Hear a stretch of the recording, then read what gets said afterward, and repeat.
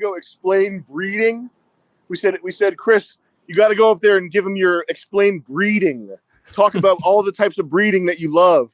And then the girls, we told them that the first one to talk to Chris would get lose a point. So they're both like giving him the cold shoulder, and he's talking about like, well, when the man sticks it in the woman, that's breeding right there. And he's doing all this like, it's basically it looks like sexual harassment because they're not replying to him, and he's getting into the details of breeding, and that made him break character. And he goes downstairs into the confessional. He's like, I can't do this. I can't talk to these girls. But that's the real Chris. The real Chris is like very compassionate, like nice guy. I couldn't wrap my mind around the video I watched where he's like, and it's a Bluetooth controller. And I'm like, I know nothing about subs, but this is a bad idea, sir. And the CEO, he was like, we know it's a Logitech dog shit 2-star on Amazon device. And the guy's like, this is something that's made to be beaten around by 16-year-olds. And he like lightly throws it to show how durable it is, and he's like, we got multiple other controllers here just in case. And it's like, oh, okay, I got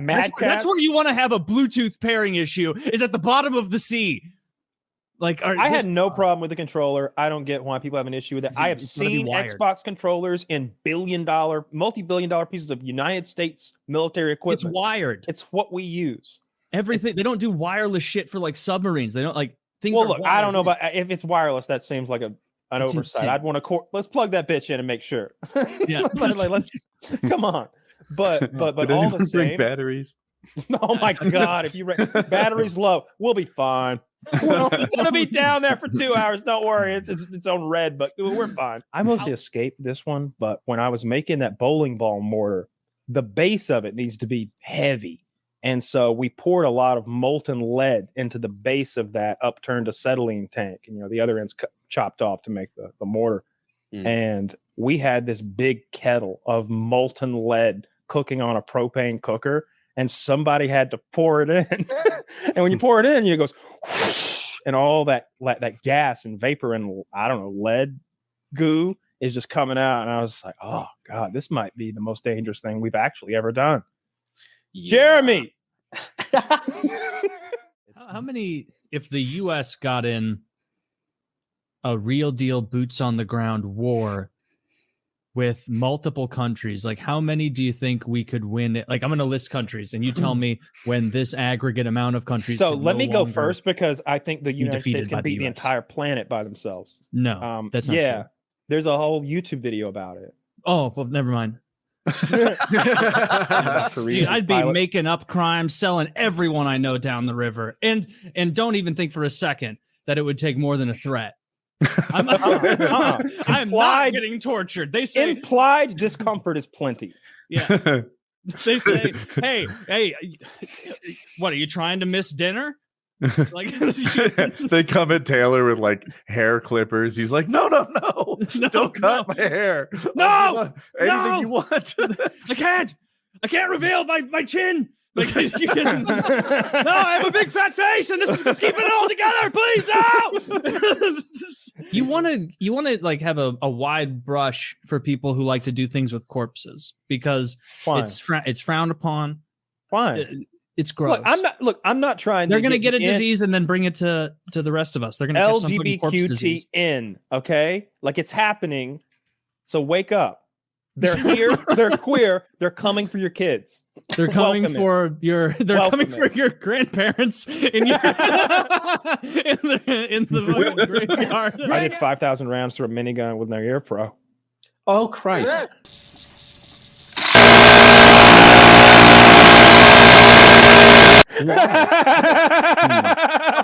Why, dude?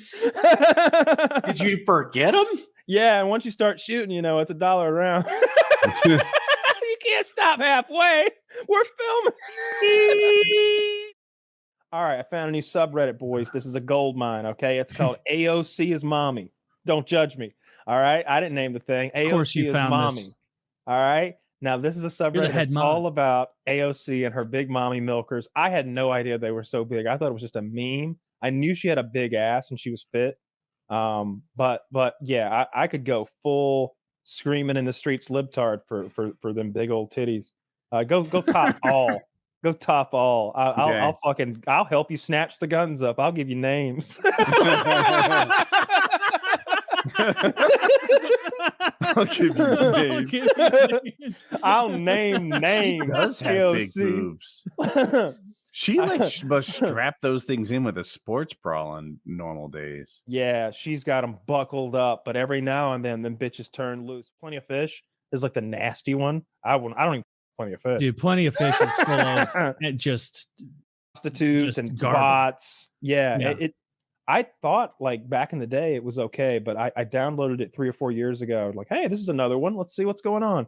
And it was nothing but prostitutes and bots and scams. Like, oh, bet you got big. You want to see my big? Oh, what's your PayPal? click this weird chain of numbers and symbols. No, really, click it. click the longest link you've ever seen. I'm curious about the Tinder thing. Okay. You said something I can't get past. Are these If the you do. Canadian like death sticks? Yeah. So I guess they finally got the law changed a bit, and now every smoke in Canada is going to say poison in every puff on the filter. I think that's the filter. It's hard to tell because it's all It white. looks like the filter. Yeah, it's pretty hardcore.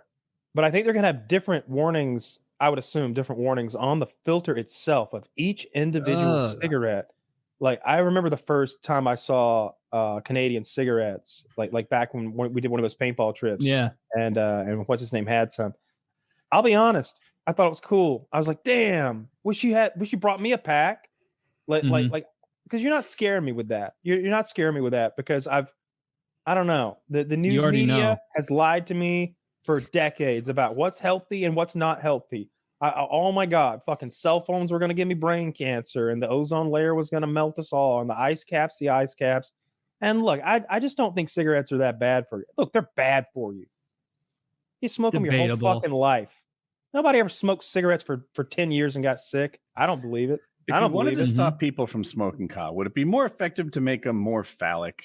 You know, like To put make a little 'em- head no. on there. No, we wouldn't care. Like, we're getting there's oral fixation going on anyway. And look, especially in Canada, they're woke as fuck. They'd love to suck that little dick. I think I might be more interested in smokers if that was it. If There'd that be a was it. subreddit towards it, just Like, women sucking my on girlfriend penis has a penis like this too, eh? I know. I feel progressive. Yeah, Yeah. that's what they do. Go have I mean, some I think thinking. it's enough is enough. Smokes. How much do smokers need to be bullied? They know it's bad for them. Don't need to put nasty photos on there that the rest of us have to look at the gas station. I'm a I huge like it. fan of getting smokers away from me. I don't like it when my clothes smell like smoke. I don't like breathing your smoke. It's not a personal decision. It's like you're making a decision on my behalf when you stink up the restaurant. Yeah, It's I don't not like just that. I don't stink. want to be part of your stink. I agree. But on the other hand, if you want to, you can do meth. I don't really care. It's a Oh, that that personal shit probably smells smells bad. terrible. Yeah. You ever smell meth? Is it like cat urine? No, I've never smelled meth. Like ammonia. Oh, I don't know what it smells like. Yeah. I read Miles smells it online. every weekend. So the smell was a big plot point in Breaking Bad, and Yeah. Online they said it smells like cat urine. I've heard like vinegary, I've heard cat Mm. piss, and I've heard just plasticky, melting, chemically smells. Who knows? That's just not for me, man. I would do heroin before meth, I think. Really? Yeah, for sure. Especially you just like snort a little bit of it. I feel like you get a lot done if you were a responsible meth head. What's the one you do on a spoon? You burn on a spoon. Heroin. See that process leaves a really, I don't know. The dirty spoon feels low class to me. Along with, does that involve tinfoil too? There are different ways to smoke to imbibe, but you could freebase. That's when we got the torch, the aluminum foil, got a little tube in her mouth. Mm-hmm. You just smoke opium. Yeah. You get one of them old timey opium pipes, like a fucking cowboy, which is God. I would love to get high on that. You go to shit. China and just laze around in one of those dens. I would do nothing but that until I died in China. In China in an opium I bet that's den. the best drug. I bet it tastes good too, and you get some like really cheap Asian prostitutes. Anyway, I'm glad you saw you linked that thing about Biden. Did y'all see him fall today? Yeah. Goodness. Yeah, that was So a President big- Biden was at it Was was it a big? commencement of some kind. Yeah, it might have been Air military. Force Academy. Yeah, that's Mhm. it. I think they were graduating. And he finished his speech, and it appeared to me that he stepped away from his podium. Maybe there was like a 4 to 6 inch little step that he didn't account for, and he ate shit. Mm-hmm. All right. That how old is he? Like 70? Like 80, 80 Is he something, 80? I think. Yeah. 81 maybe. Dude. I don't know. So he I had was- his. Oh, I'm sorry. Say more. the eights. Just like 80-year octogenarians taking falls in general. I was looking at the Reddit comments, and there were so many. I was on the conservative subreddit, by the way, so I wanted to see what those guys had to say. I thought they'd be poking fun, but everybody in the comments was like, "My grandma was 75 and fell off the couch. She was sleeping on the couch and rolled off, broke her hip, never was right again." Can happen to How- anyone. This is his second fall this year. Here it is. So I didn't see anything on the floor to make him trip. I think the podium is on top of another platform. Oh, I think you actually. I take it back. Now I'm on Kyle's team with that. Man, that poor soldier just had his He moment is going to point totally at stolen. something. When he gets up, he points back at something. But we all know, anytime you fall in public, when you step away, you look back and point and shake your head like, "Ha ha! Who put that invisible tripwire that fire there?" hydrant just got there. Yeah. You just pretend like there's a Vietnam style tripwire there that the other people can't Oh, see. Zach says there's nothing there in the other angle. Maybe I saw the other angle. Yeah, That's why I thought want to that. give him the benefit of the doubt. The man Here's knows what how I to know. walk. I know that he had his physical done. And of course, the physicals are always like the president's in great shape. They said that about Trump too, and his weight and everything. But they did say that he had a really stiff gait because he broke his foot playing with his German Shepherd Scout. fuck, Hunter. Edie? No. What the fuck was his dog? Jambalaya. Same name as his son. Yeah, probably not. I forget. Anyway, playing with his German Shepherd, he broke his foot, and now his foot's still fucked up, and he has a stiff gait from it. And Yeah, that's what it is. to me, that just seems tied in. It's almost like one of his feet gave out. I think it's if I that told he's. you that- I think it's that he's 80. Like, If I told you that Clint Eastwood had a stiff gait because he fell off a horse in the 70s, you'd laugh me out of the room. No. It happened a few months Oh, ago. recently. Yeah. No, he broke it. He was president when it happened. Yeah. Clint Eastwood So- gets around better than Biden. I like bet how if they- this lady just makes a decision like, I can't add anything, and then she just is like, about face. Yeah. On one hand, like if it was a younger guy, it'd be no big deal. I was talking to Jackie about this. If this was W, no one would give a shit. Or when W's father threw up on like the Japanese PM. Japanese PM, yeah. Everyone knew like, yeah, it was food poisoning. It doesn't mean that he's like dying or anything like that. He's just sick. Wait, Biden's fallen 3 times now. He also fell going down the stairs on Air Force One. That's true. Yeah, is the other one the bicycle one with the Bicycle. foot clip? Yeah, the And apparently there was a dog incident. yeah. Well, Zach, could you fact check me on that? Did he break his foot with the playing with his German Shepherd? Holy shit! Wait a minute now. Yeah, Noticing in a trend. combination, this is a fragile guy. And the thing about clumsy 80-year-olds guy. falling, even though he got up quickly and looked okay-ish, it Mhm. somehow falls just they hit different because he's You can so see his old. bulletproof vest under his jacket. I I wonder if he's got didn't. like a. I wonder if he's got like the coolest bulletproof vest that can be made. Like he's got some sort of technology that would be way too expensive to mass produce, but you can make one for the president because it's the president. Sure. You can make it. You know, he's got like 15 or 20 of those limos, those that they call the Beast. the beast. Yeah. Yeah. I Just saw there's like multiple- the blown out schematic of that thing, and it was very, very cool. Yeah. You ever see the door, how thick it is? It's a little Oh. overkill, maybe too much. I remember Obama in particular, he was like holding the door or by the door, and the door is as thick as a man, like a man's torso. Like you could crawl inside of that door if it weren't full of armor. Mhm. That's what's in there. Yeah, Wonder- of some kind. There's something in there. They're Wonder not how keeping much that candy in there. costs. I bet Trump was like, we could lose some of that armor. We could keep a whole bucket of KFC in here. I mean, Like- that's got to be such a bummer to go from riding around in that thing back to regular rich. Dude, no, I disagree. I think the White House, everything I've ever heard about the White House and the residence is it's an asbestos-filled hellhole. Like not literally asbestos, but it's old government housing. Yeah. Like it's a shitty-ass building you don't want to live in, especially if you're Trump, right? John got concussed 3 times. By you? I don't know, but we had Cowboy came in, and Cowboy's like a can do anything. We don't want to say what he is because that's get in trouble. But he's the real deal, and he gave a concussion inspection. Yeah. And each time John had a concussion, and he just told John that he was good to go. he would look at John and he would go, "This okay, good to go."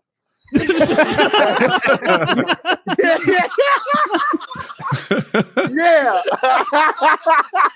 Like an NFL doctor, yeah. Right. Yeah, goddamn. Of all the people you had in as like freeloaders, the one who came off to me as the most genuinely insane was Airsoftfatty. Is any bit of him at all an act? He was leaning into it. Yeah. Yeah, he knew what we wanted. He was giving us what we wanted. The time when the real Airsoftfatty is when we had him go tell the girls, we had him go explain breeding.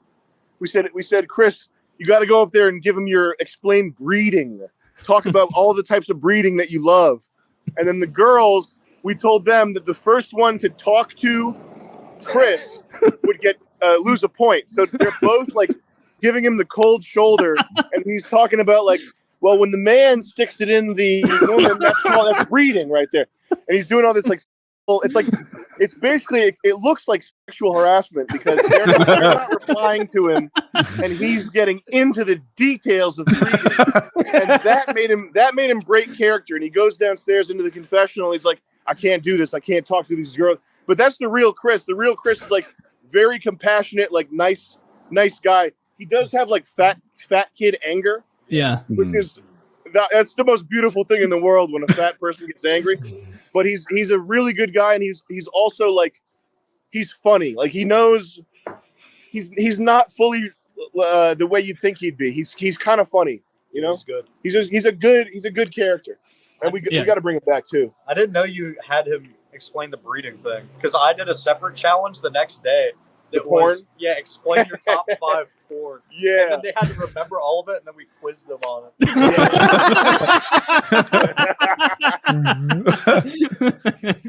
That's so fucking funny, dude. One of the things I was going to say, one of the things I really liked about that Ice Poseidon used to do is he had a robot that you could control with a camera on it and a knife. So you could pay some money and you could, or maybe everybody was controlling, but basically you could stab people and get upskirts with the robot. So it was a Roomba, right? The robot. A good idea to steal. Thank you. Yeah, yeah. You got an upskirt robot that can stab.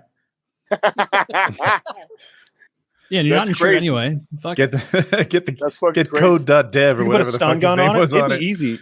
You get a stun gun on the end of that thing. Mm-hmm. Yeah, imagine if you had a challenge where they had to crawl from like one end of a house to the other, but they're being attacked by multiple Roombas with tasers being controlled by people for $100 a minute.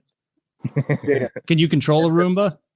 We can rig it up if we're making $10,000. I thought the whole point was that you just turned it on. Well, yeah, a Roomba's got it maps a room. We just want a robot that we can drive. It could be a race car. That you guys should bring in you guys should. I think I saw someone suggest like have a psychologist or like an occupational psychologist come in. Like a psychic could be funny, and then you award them based on who has the best future, like just some horse shit. It was like the amount of spitting was shocking. There's a lot of spitting. There's a lot of spitting. The Airsoftfatty spitting, like I knew that was an angry spit because he like did that, sucked up first and then fired it hard, and that I can't believe Letty handled it as well as she did. Like I know. that was the heavy one because didn't he spit more than once? 3 times. Three times. He spit on her 3 times in the face. Jesus, that's crazy. It was crazy. That's spitting crazy. in someone's face 3 times. Speaking of spitting in the crazy. Speaking of spitting in the face, any romance possibilities on the next fish tank? Oh, just wait. For season 2, we're not letting anyone on that has a significant other. It's gonna be called Fuck House. Welcome to Fuck House. You have to be a horny pervert to get on. No, that's Airsoftfatty's going to be a natural again. We were trying to get Chris laid, for weeks. Yeah, Yeah, get him laid this time, because when that prostitute said that he smelled too much like shit to fuck him, that made me sad. Oh. But she did it in a nice way. She said, like, she alluded almost that there was an ether about the air that smelled like shit. Like, not the shit-covered gentleman. You need to find a prostitute with lower standards. Jesus. Was the end with the Willy Wonka shit, the fake out? Was that something you guys had planned the whole time? That was all Sam. That was scripted the day before. That was hysterical. It was absolutely surreal watching that live and like cracking up as you're doing the like, oh really? Like as they're reading it, making her reread it louder, Josie. And yeah, it wasn't until you were like, all these fucking cunts on Twitter that I like realized you were joking. But like, for a minute, I was like, this is hilarious, but please, Sam, please give these people money. Like, please do it. I mean, that was one of the hardest, in terms of like being gut wrenching. That's probably the hardest performance thing I've ever done, because I really don't actually like messing with people. I don't like trolling people, but I'll do anything that's required to like get my point across, right? But outside of that, I don't want to like hurt people or mess with people. But going in there and then trashing the fan base in like a realistic way. So what I said was that this fish tank stuff is all shit. What I'm filming right now, World Peace 2. I'm making history. Like laying into like egotistical. Like if my ego went totally off the rails, and that's a very hard thing to do too, because people. Obviously, some people are going to see that and read into that and think that that's who I really am. So I'm like really playing with fire in terms of my public perception. That's how I felt. Like that's why I felt it was very high risk. And then like being so mean to these two girls, basically stealing from them, scamming the audience. That was very just gut wrenching to do all that. But I'm glad it worked out though. Yeah, that's a big risk. Well. That's scary. And I didn't know that, like, Airsoftfatty, he did a good job with his little bit part at the end with the, you could tell he was a part of it. Very funny. He wasn't in on it. No, man. Wait, he didn't know? No, he didn't know. And he was, like, that was almost the riskiest part, because I know that if you fuck with Chris's money, he'll stop being afraid of you. He'll stop worrying about whatever the norms are, and he'll start spitting. It's real tantrum, spitting, whatever the worst thing that Chris can do is what he'll do if you mess with his money. And he also so Jet came up and prompted him and said, Chris, you got to go in there and help Josie get her money. And when Chris went in the room, I heard him say, it's okay, Josie, just stick with me, which told me that Chris thought that he was like in on something but didn't know quite what it was. And I knew that like Chris improvising what he thought would be funny over what my shit was going to be, I knew that could be like ruinous. So that was risky too.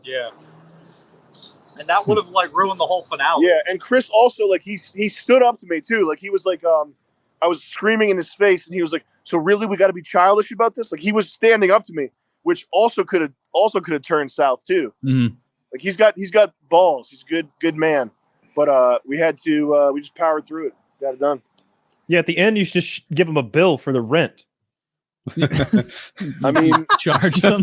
Charge them for damages. You're like, yeah, you want all this, but after the rent, you actually owe me.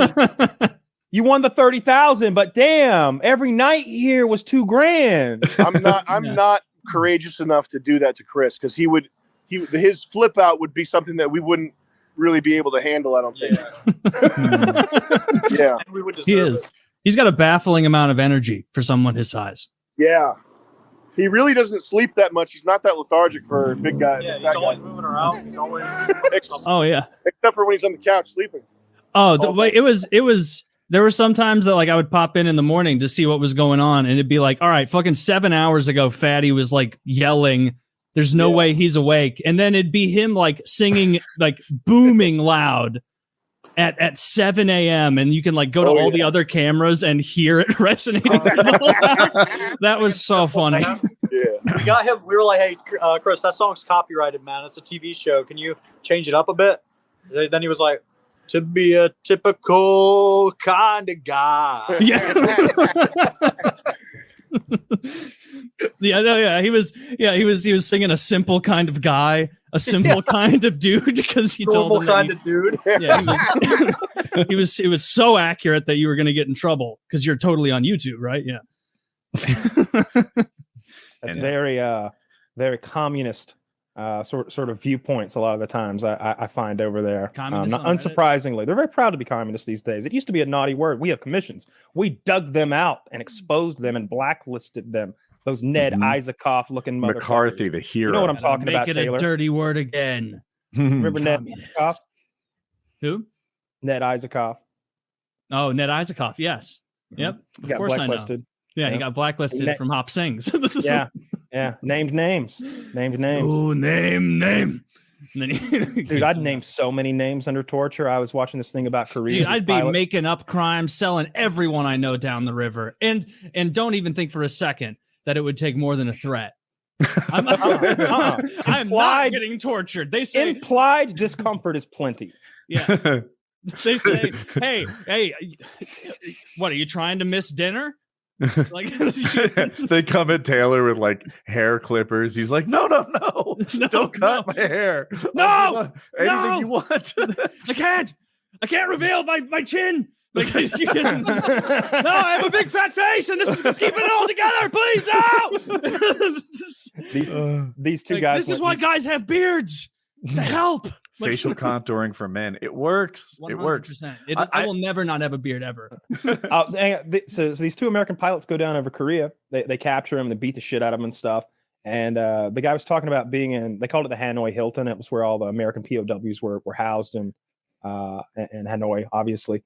And for many years, John McCain was there. A lot of famous pilots that got shot down over in POWs were.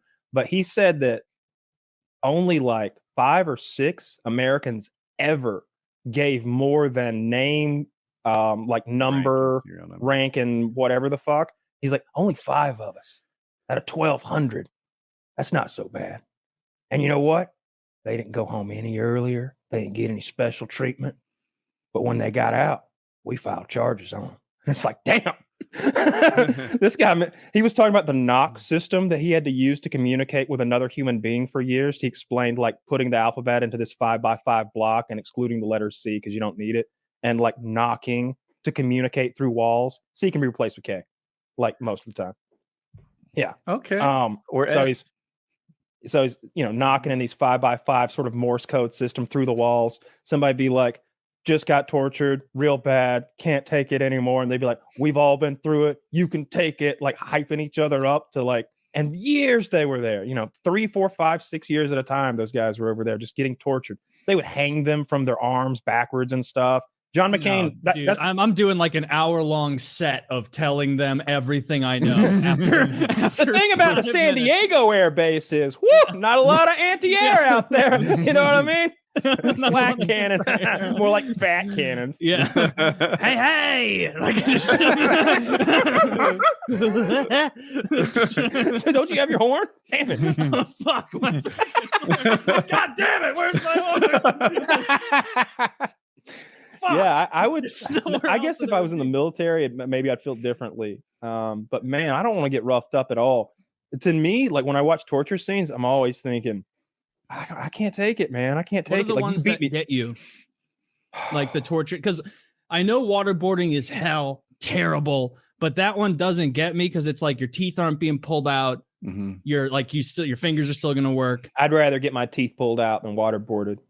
I'd rather. No, you've never done the waterboarding thing. See, yeah, I've never had your teeth, but I've had a taste, and it's very scary. And the water is in your like windpipe and in your nasal passages, so you're always just blowing it out. You're covered with like snot, and your eyes are you can't see. Your knees are above your head. You're down, and you can't get it out because they're holding that cloth here. So you spit, but it doesn't come out. It just falls right back in your windpipe, and you get this gasp. Even now I'm getting a little short of breath thinking about it. It would be terrible. See, it's bad. I'm sure it's terrible. And I've never had it, so I might change my tune if I were to experience it. But having never been tortured, the things I worry about most are the permanent disfigurement. You know, like even if it just cut off my one earlobe, I'm like, well, fuck it. I don't think I can get that back. No. Yeah. Now they got some good. He holds on to it for you.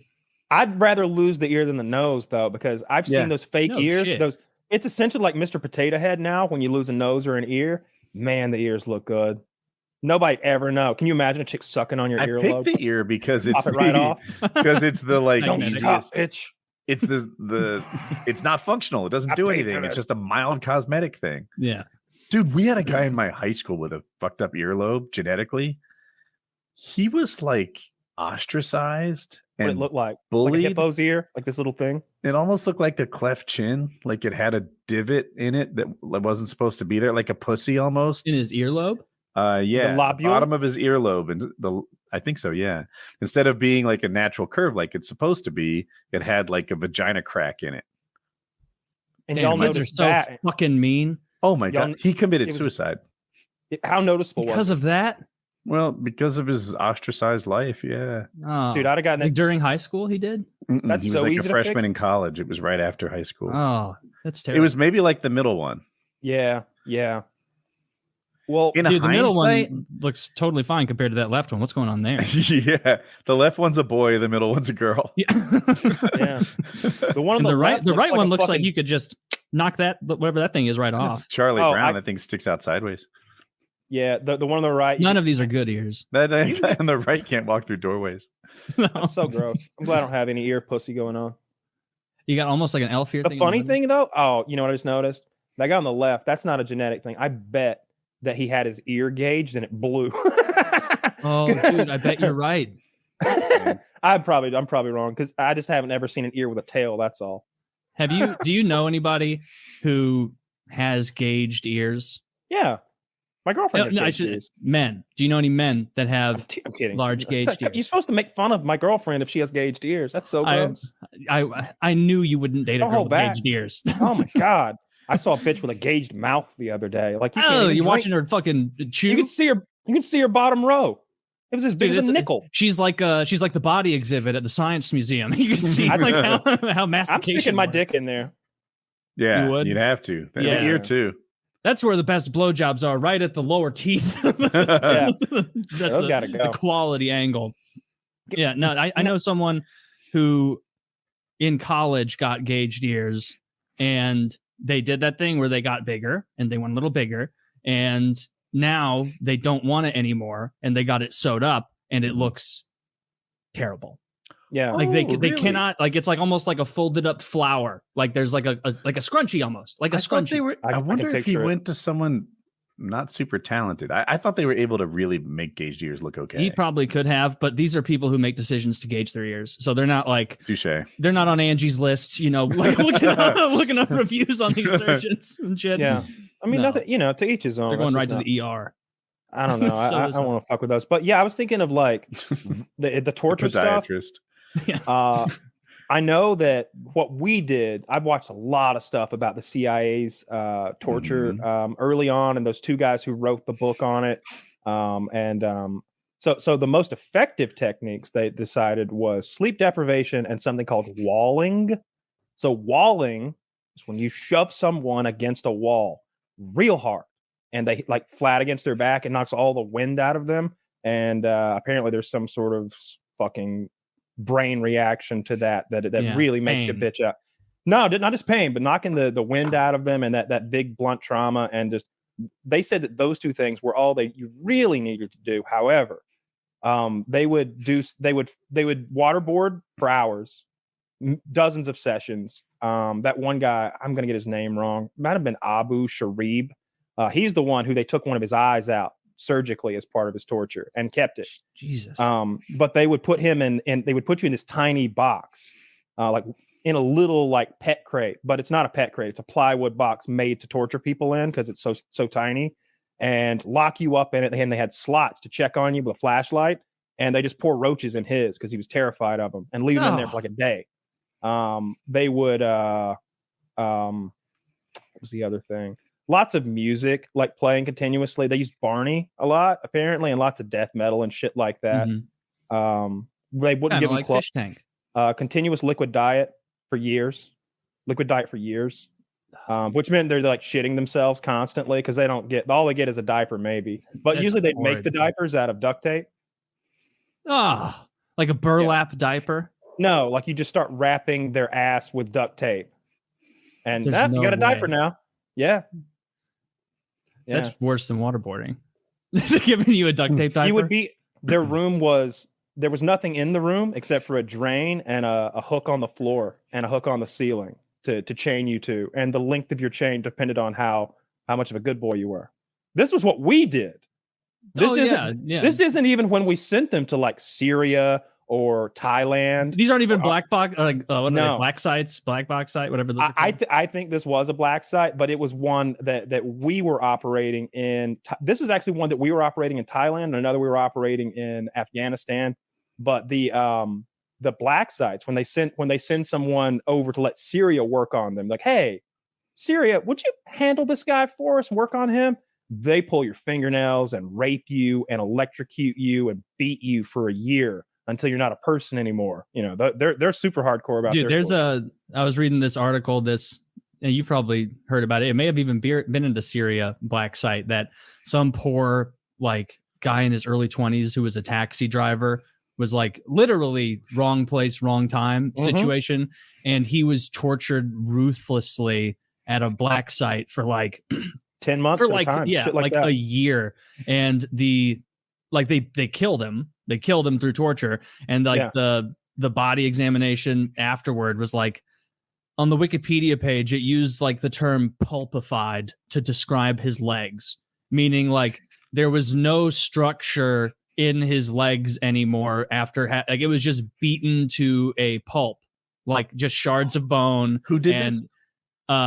The like CIA connected black site, I think in Syria.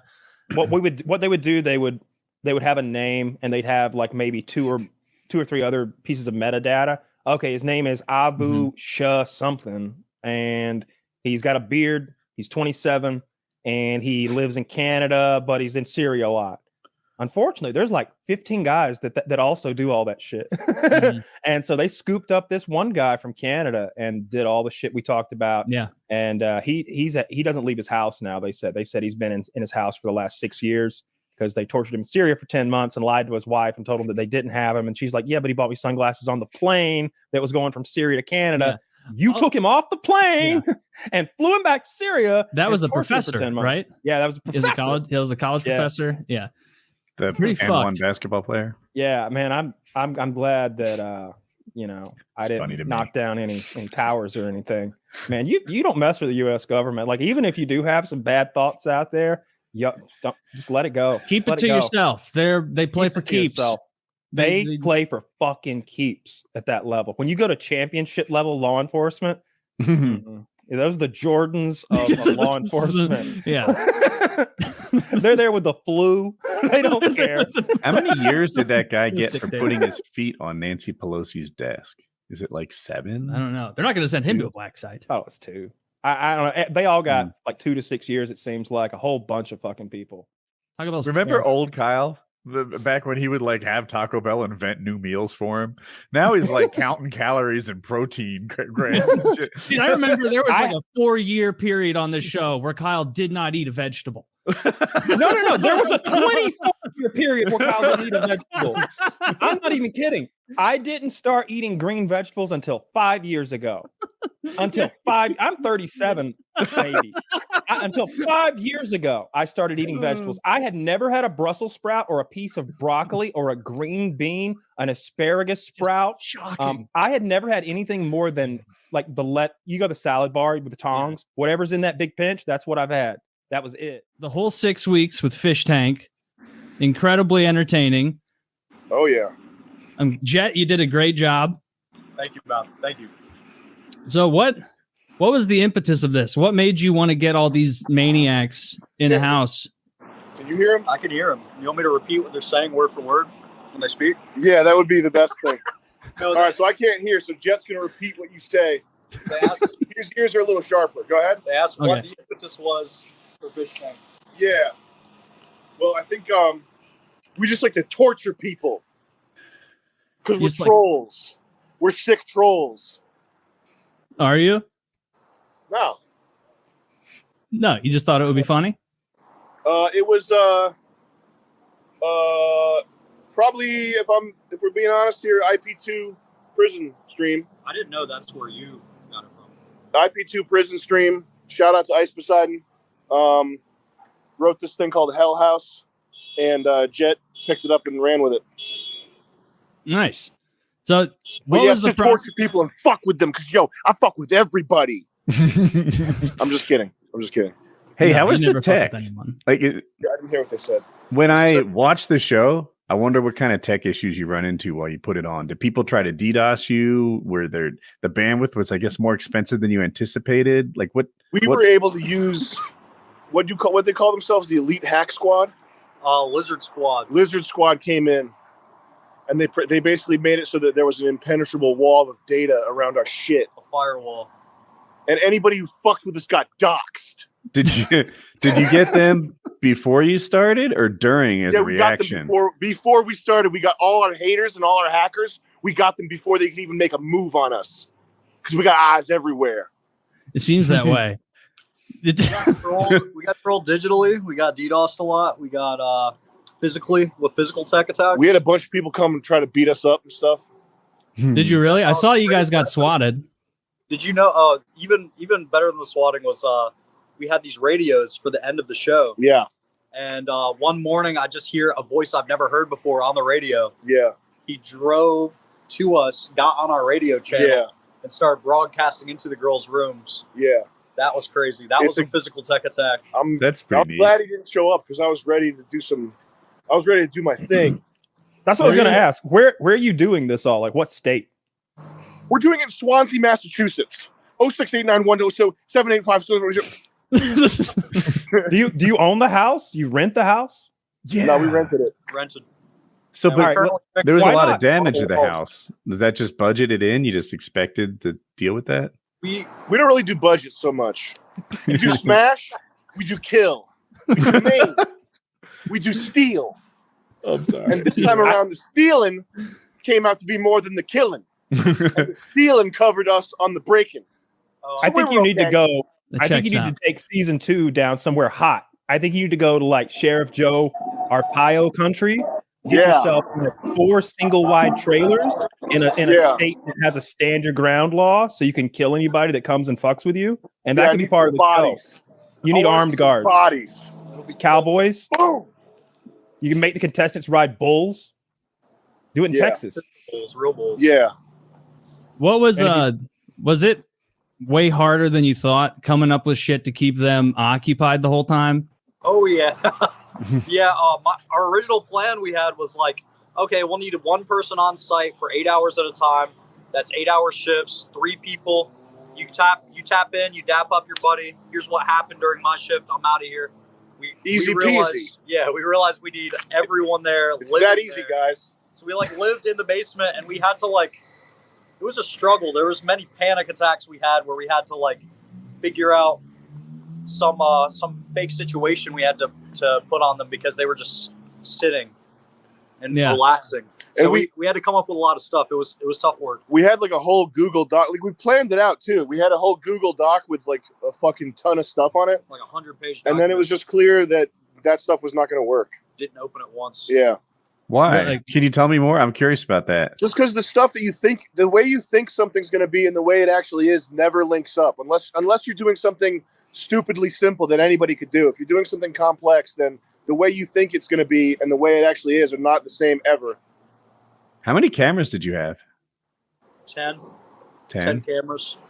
I think we added one. Yeah, 10. We 10 added total. the confessional. So 10 total? 10 total. When you were picking the people for it, was it kind of hard to find a mix of the kind of weird you want? Like something I liked the whole time is that Vance almost provided an anchor point of what a normal person would react to. Whereas all the other eccentric people, did you just get so many lunatics that you had to almost tamp it down? I think the hard thing was avoiding people who wanted to be funny or wanted to be in on the joke, which is, that's the hardest thing about doing comedy, or one of the hard things about doing comedy in general is that whole dance about knowing what's happening versus letting things organically come about, and avoiding people who think they're funny and are just going to throw ice water on your nuts by being the most unfunny person you've ever seen. Yeah. Well, you did a Was good it job clear avoiding right away? Like, did you know, like, within the first week that this was going to be profitable, that you weren't just going to, like, have to mortgage your fucking house and sell your truck? Yeah, first day, yeah. First day, we were Yeah, we like, knew oh, that. Nice. oh shit. Yeah, we knew the first day that it was the biggest thing ever. Did you That's change your awesome. price points over the course of the show? Like how much a text cost? Did you adjust that? It went down. It got cheaper as time went on because just supply and demand. We were tuning it. We were trying to dynamically adjust it so that during the peak times, the chats were more expensive, but it was also kind of hard to do that because the website was a little bit janky, you know? Yeah. That's smart. the aesthetic of the website. I know you're changing functionality and stuff. I hope you keep like that, like all those tactile sounds of switching between the cameras. All that shit was great. Yeah, the season 2 website's going to be pretty much the same, just with a few more features. But the website, which I would say that's Wes. Wes's creation. Our guy Wes, what's his website? Wes.codes. Wes.codes. Wes.codes. He's a sick man. He's a killer. He's awesome. Wes.codes, great dev. Hire him. He's expensive though. Wes, don't give him a discount if they say they're from here. You don't give anybody a discount that you didn't get. Code costs full price. Code PKA makes it 120% price. Code PKA costs more. So were there any, I mean, one of the funniest times I laughed out loud was you feverishly sprinting through the house to try and keep John from tearing Letty's passport apart. Were there any other parts that really pulled you out of it where you're like, we got this has to be handled? Like no character. What was the most harrowing for you? When people, I learned that autistic males barricade themselves. Yeah. There was several barricading incidents where people barricaded themselves in bathrooms or in bedrooms, and breaking down those barricades was always tough. Also, when people got out of the camera, when they would hide in the bathroom, for all I know, they're slamming their head into the ceramic sink and trying to like kill themselves. Yeah. So I had no idea. It was just dangerous when they got out of our view. And there was a lot of moments where we were like, oh, stuff that did you talk to a lawyer about that? About liability? Like what happens if that does happen? What if some dude goes in the bathroom and porcelain? Yeah, he said, because we're sovereign citizens and we don't acknowledge the rule of law of U.S. law. What we basically could do is we could get passports to some other country like Moldova or something, and just go there and avoid whatever charges or whatever problems there are. So we got that covered. Yeah, that rented house is a seafaring. Got it covered. Legal situation. Got the bases covered, guys. The maritime house. It's good to have Plan B. Was technically he killed himself at sea, so I'm not culpable. Yeah, no. If you ever kill a bunch of people on a boat, you get off scot-free. That's how the law works. But no, we did. The whole thing was done with no insurance. We just went commando because we tried lining up insurance beforehand, and I think after they Googled us, the insurance premium that they wanted to charge jumped from $10,000 to some figure that we couldn't afford to pay. So we did it. We did it with our commando there, with our balls hanging out in the wind. So that's pretty cool. Did you see that guy in Egypt, Kyle? I know you're on Reddit too. There was a tourist in Egypt who got attacked and killed by a shark. I watched him die to the sounds of music. Did you notice the song that was playing? It was muted on. I had it muted. I have them all muted by default. It was This Moment of Mine or something like that. It was an ironic song to be playing. It was like this. Oh no, this magic moment. That's what was playing. So tender and so true, could last forever. When I met you, and the shark's eating him alive. Dude, at one point, the shark, I think, had him in like it's a big shark. And I pictured the shark holding him by like the chest and abdomen, and his two legs were sticking straight up in the air as it pulled him down. Yeah. And it kept letting him go. He'd bite him a little bit. And the guy was trying to swim to shore, and he died. It was pretty terrible. I saw at one point both of his legs came out of the water in sort of like a V, which to me said that the shark maybe twisted or turned him in his arm in a way, and he was trying to go with it. Who fucking knows? But yeah, that's a Just see terrible, the terrible video. way to die. I know you've said you don't have like a fear of sharks when you're in the water because it is so rare. When I'm with people, when I'm alone, it turns. That was the first. As soon as I saw it, people don't know he was by himself. He was swimming solo about 100 yards out, and I was like, "Ooh, that is the situation where I get terrified of sharks." Yeah, I I do don't. anyway, alone but- about 100 yards out, like that's Yeah. where you. Well, yeah, 100 yards or more. I'm very afraid of them. Why were you? Because you used to go way further than that Yeah, on your surfboard. You just were kind of nervous the whole time. or without a surfboard. Sometimes I'd bring a friend. I was a lifeguard, so we would. The first and last hour of every day, you were allowed to exercise as a lifeguard. So we'd either row the boats or swim or just like run up and down the block, on the beach, up and down your block, and or some combination. You know, like swim these big, run down the beach, swim out across, whatever. Then one of the 4 legs would be sand. Okay. And one of my favorite things that wasn't crowded or anything was to swim out so far you couldn't see the land anymore. But if you had your board, you weren't. No, even with my board, it's being alone that would make me scared of sharks. I don't know why. It's not like the other guy's going to be able to protect me from a shark. Yeah. But it's the way my psyche works. Like as soon as I'm solo. Yeah. Am I Those crazy? other guys, it's like, well, there's only a 1 in 5 chance I'm the person that gets attacked. yeah. Am I crazy to think that if he'd had like a good knife, he'd have been in a better situation? Or would the shark just not care if you stabbed it a few times? I've watched the video. He couldn't have been in a worse situation. The shark's in total control of this engagement. Like if you had like a knife, like as a surfer or whatever, kind of down above your ankle, just strapped tightly to your shin, like a 6 or 8 inch, like straight stabby kind of Rambo knife. Nothing so big that it's uncomfortable, but just a blade, so you're not unarmed slapping a shark. I don't know. I'd feel better dying with a knife in my hand. At least they'd know, yeah, this is the one he stabbed. Sure, get it. Let's torture this one. Yeah, you'd hope that maybe even if you don't win the engagement, that the shark would be like, I prefer fights where I don't take any losses. You know, if I can get in his eye, like maybe he'll quit. I'd rather be armed in some way. Yeah, I recognize that it's going to probably kill me. I don't know if I ever surfed with a knife. My friends used to, though. And it wasn't sharks, it was fishermen. Fishermen would fucking cast at you with those fucking lead weights all the time. So what the pier does is as the water sweeps sideways along the beach, the pilings that form the pier cause the sand to kind of build up along the piers, which means that the waves break on that slightly shallower section and peel off the pier. Okay. So the best place to surf is next to the pier. Boom. Also, it has some other advantages, like you can easily tell where you are because you're not far from something that's not moving. Whereas if you just wide out in the open, you might have moved 100 feet and you don't know. And then the next set rolls in and you're in the wrong spot. So anyway, the fishermen, though, hate having you near the pier. They think you're scaring the fish away. I don't know enough about fishing to know if they're right or not, but I do know I don't like fishermen. So they would cast at you, and the surfers with the knives would just cut their lines and they'd lose their lures and their weights and whatever. So it was kind of I don't know. Yeah, that's annoying. No, the fishermen were in the right. We were breaking the law. I think I've seen divers who like dive down to get oysters or some sort of like shellfish have little knives down there, like I'm describing. But obviously, it's not for self-defense. Man, that guy died, eh? I didn't see. It looks like the headline said he did. Yeah. Okay. Did you guys see what kind of shark it is? I can't find in the comments what kind it was. I'm always interested. Egypt. I'm way out of my depth. It didn't look huge, but it did look huge to me. Oh, there was a spot where I saw the gap between his dorsal fin and his tail fin. The dorsal's the back.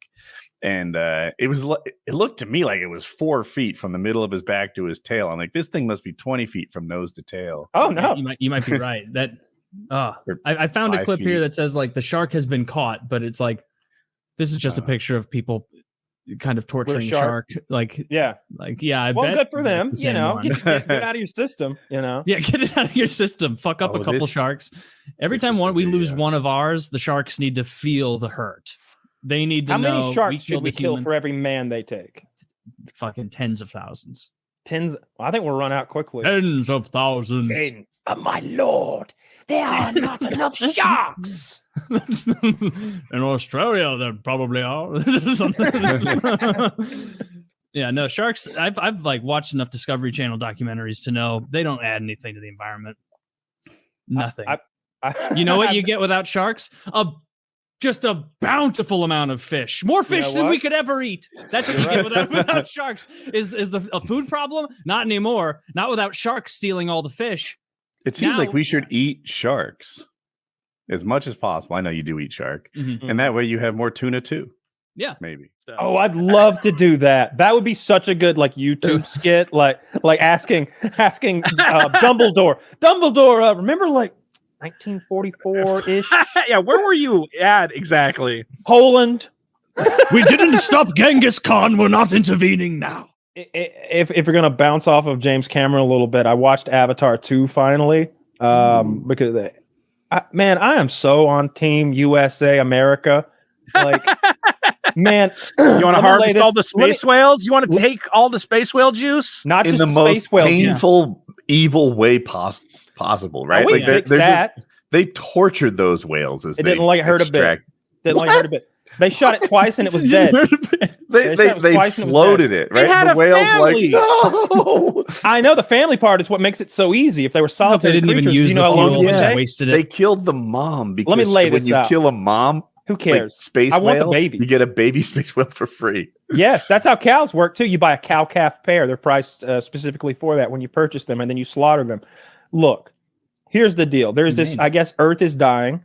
Humanity, which is clearly America, thank fucking God, has made it to another planet, and they need to colonize this place. They need to make it good for people. And the first beachhead has been established, and we're moving out from there. And there's a bunch of blue fucking hippie people who live here who happen to be 12 goddamn feet tall, feral fucking savage people who have bows that somehow pierce our helicopter windows. That's what I'd improve on day one. Bulletproof? No, we don't need bulletproof. Arrow-proof. Arrow-proof windows, and they're fucked, okay? The U.S. Air Force could wipe out every blue cocksucker on that planet in a week, okay? I don't know how our future Air Force is such a bunch of pussies. Did they figure out that, like, from the first movie, that what you need to do is fly slightly higher? No, they stay at fucking pterodactyl level so that they can come in, spear, and shoot them to death. Good movie. But here's the deal, Taylor.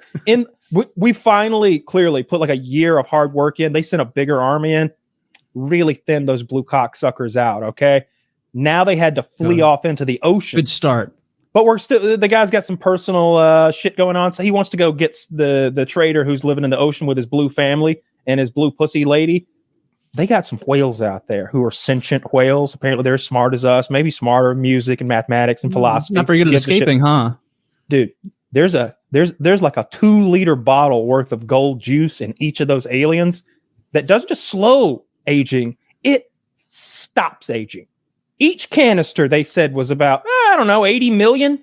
It took them a couple minutes to get it. You just shoot the fucking whales, core out their brain, and that's it.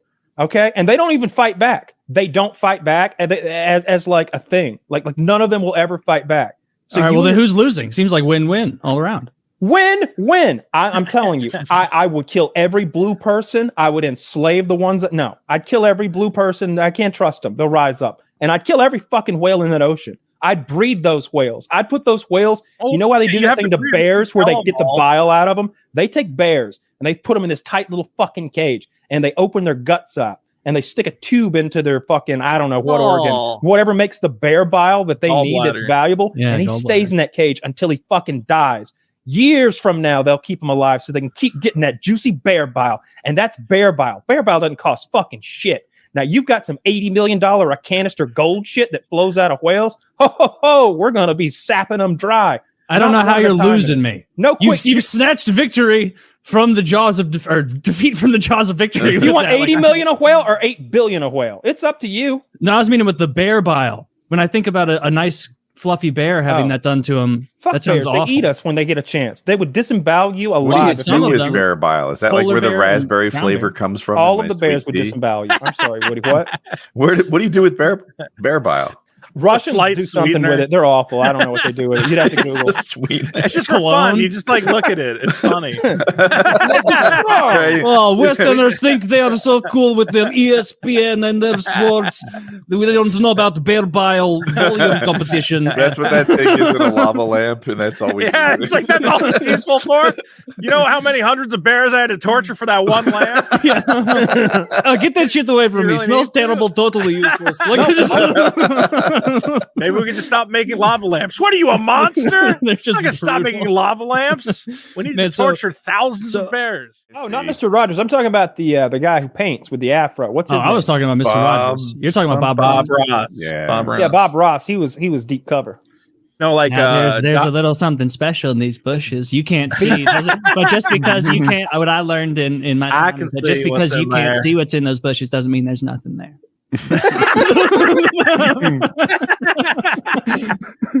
He's painting his friend's eyes. Yeah, dude, I thought he's like putting X's in the eyes. They're like a car backfires and he freaks out in the parking lot. It's Have like you it is seen like his he's a tattoo? very no. You're thinking of Frank Hhassle. His Oh my God, tattoo. you're right. You're right. Yeah. Have you seen Frank Hassle's tattoo? Who here knows what No. Frank Hassle has on his back? Just me and Taylor. All right, Woody. Yeah. There was a while back where It I was sent wild. a text. I sent this text in our group chat, and it's a tattoo called Jesus Christ. It's a Jesus. It's Jesus himself. There are two clones of Jesus, and so Jesus Jesus is Christ. Yeah, right. Makes sense. And Woody was a like, little offensive. damn. a little bit. I'm usually not the one to get offended about shit, but like that's a bit much. Then you look at Frank Hassle's back tattoo, and you're like, Oh, I nah, just that other realized thing what was this fine. is. Oh my gosh. It is This is a tattoo? This is It- permanent? it genuinely offends me. It is Like- the Twin Towers with people jumping out. And This is Frank Hassle's tattoo. Yeah. Yeah, there's a link in the description so you can see it. I don't feel like we can Okay. show this. One guy, and he's front and center. His head's a couple guys have lost their head on the way down. I don't know why Oh that my happened. God. Yeah, there's an airplane flying into the second tower, Mention how big and it is. says Mention the 911. I think you need to be clear that like this is not like a detailed tattue. This is like a child's crayon drawing. He clearly Of drew it 9/11. himself, or like let someone design it for Yes. $50. Yeah. It's as big as his whole back though. It goes from the top of his shoulders to just above his ass crack, and as wide as he is, and he's a big dude, or at least his And the back. building does not look like a building. It's just like a bunch of Yeah. It's a big, 5-year-old terribly drawn rectangle with a bunch of It's lines like going it's across it. like shitting on 9/11 in like 3 ways, where Yeah. it's like just disrespectfully showing it and so badly done with like You just know what it needs though? Like, scribbles. if it should say like never forget. Like there should be something that's that's how it cleans it ironically. up? Just do a ironically never forget respectful. tramp stamp under it. Like forget about Oh it. yeah, with like the silly letters, like Mhm. yeah, that genuinely offends me. That those people who are, those people jumping out of that building, burning alive that day. That You woman don't was see it as holding an her skirt homage. down, and I don't as think she they were- died. Decapitated on the way down. Why is that such a common Well, I'm problem? sure some people were. I bet when the initial pop happened, there were people exploded out of the plane and out of like blown out of Oh. windows and who knows what.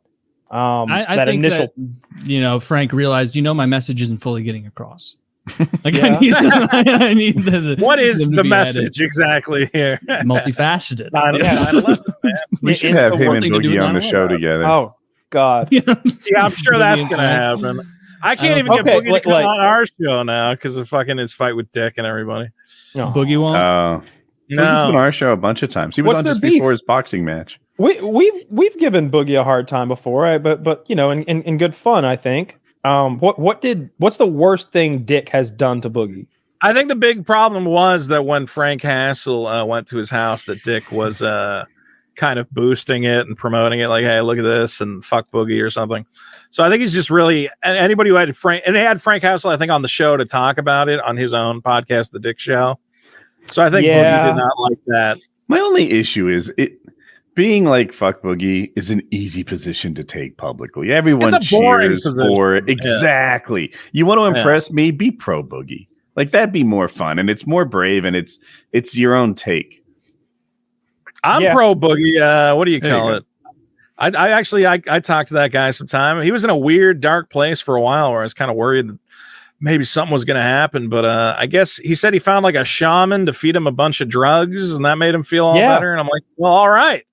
Whatever works, man. Get it done. That's good. You want a long-term solution. My favorite Boogie moment was when he described like his perfect woman, like his ideal woman. But he didn't really say it like that. He was more like, the question was more like, what kind of lady are you looking for? And then he laid out like the perfect sex slave that you could imagine, basically.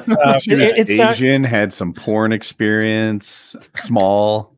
Yeah, like it was, she had to be like, I don't know, 5'4", 97 pounds, alabaster skin, brown nipples, not pink. It was like, dude, come on, just say a pretty girl who loves me. Was it the twist that he had like a sugar baby that fit that description at the time?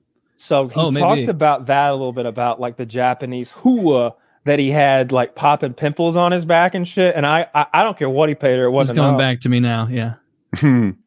That's always been the weird thing about Boogie is like inconsistent branding.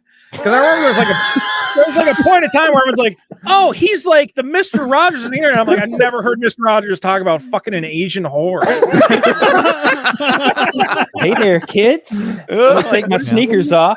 As you know, I did spend some time in Vietnam. You know, I explored all sorts of avenues and fun new things for myself in Vietnam. They'll do all sorts of there are things they do there that would blow your mind. The inconsistent branding. Wow, I haven't heard it phrased that way, but it's brilliant. Like that is the problem. I don't think I've ever come as hard as I did in Daipong in 1971. There are people who hit YouTube running just with the like, anti-girl stuff or like I'm a horror stuff or like whatever they do. They can say anything and it's fine. It's only when they try to pass themselves off as Mr. Rogers that they get in trouble. That it's like you go like, well, dude, I know this isn't really, and I think that's been the problem is that Boogie got a reputation as like a nice guy, but then at the end of the day, I'm like, dude, you're like a perverted old man who wants to fuck a bunch of whores, which is fine, but I don't know, it's hard to you can't. You almost got to keep that quiet, I guess, if that's not your brand. You can't be making videos about like, God, I hope everybody treats everybody right and goes to their therapist and like, then I fucked some whores. Two different guys. They have helmet laws now all over America. You got to wear your helmet when you're on the motorcycle, which is horrible because it's deprived us of what used to be one of our top sources of human organs. With people, this is true. Like motorcyclists would fall off, their head would get crushed into a pancake, but the rest of the body was fine. Like we had America's organ bank was the motorcycle community. I love this take. And now they're all wearing helmets, and we're like, well, now where are we gonna get the organs? That's true. I want my organs from a guy like Woody who takes excellent care of himself. And like his biggest risk factor isn't fatty foods or smoking. It's just like that. Imagine a drone flies up that's the size of like, I don't know, like 2-3 feet across, and it's got a gun. It says, identify yourself, and you're like, shakily show it your ID, and a little screen pops up, thumbprint. You're like, oh god. they're like Acme drones. It's like, God, I don't know how it has that giant blunderbuss in that tiny little drone when it comes out. I mean, they have drones with machine guns on them. If you've watched this Ukraine war, like they could absolutely. That's now. Now it may look like something you've seen before, but believe me, the technology in this baby isn't going to be out there for at least another decade. Dude, the weirdest thing about the Ukraine war is that the drone footage, it's not like they're not doing any advanced warfare. It's literally just like, let's put a grenade on this flying thing and then drop it on some guys. And I've been watching all these videos where I'm like, man, that sucks. That guy looks super comfy in that trench. There's just a Russian guy just like, this is great. I'm having a great time. And just some fucker with a drone just goes, ee! And then just drops a grenade on his head. I'm like, oh, that's not God, fair. Getting eaten up by bugs. What a day. I'm not gonna lie, I watched it though, and I was like, I kind of want to pilot the grenade drone. It seems fun. Yeah. You can go there and do that if you want. I think you have to be an elite gamer. No, you don't. You could just lie and like get good enough with a drone, and then go over there. If you go over there with your own money and your own drone, they'll send you right out there and let you blow people up. Sir, we can't access his COD account, but his racism is impeccable. I believe he's a real pub stomper. He's a true gamer. He's a true gamer. We could barely get through the interview. Dude, and somehow this ties into Ukraine. Have you seen the Ukraine thing where they gathered the soldiers? Yes. All right. Here's everybody's what meeting for a goddamn meeting. The boss is going to give us. There's a little bit more to this. So there's this guy. I think he was a colonel or something. And in the winter, he organized a big offensive against the Ukrainians, and it went poorly. They lost something like 124 tanks that day. There's 4 people in a tank. They're not all dead, but let's assume like 200 people died and 124 tanks gone. It was a 2-week period. Oh, was it? Okay, my mistake. Well, anyway, it was 140 tanks. It was considered the most disastrous tank battle in modern history. But he lied to Putin about how it went and got promoted. So now he's in charge of this group of men that's sort of defending this hot spot where Ukraine is doing their counteroffensive and trying to take land back. And he has 200 men waiting there for a motivational speech. And he has them all, piled up, shoulder to shoulder, standing at attention for 2 hours. These 200 men were waiting for him to deliver this motivational speech. Of course, they don't want to be there. They're not that motivated, but they're waiting on him. Anyway, Ukraine sees this with their drones or whatever it is, and they just obliterate the area with missiles. Uncle Sam called, by the way, for sure. That could be.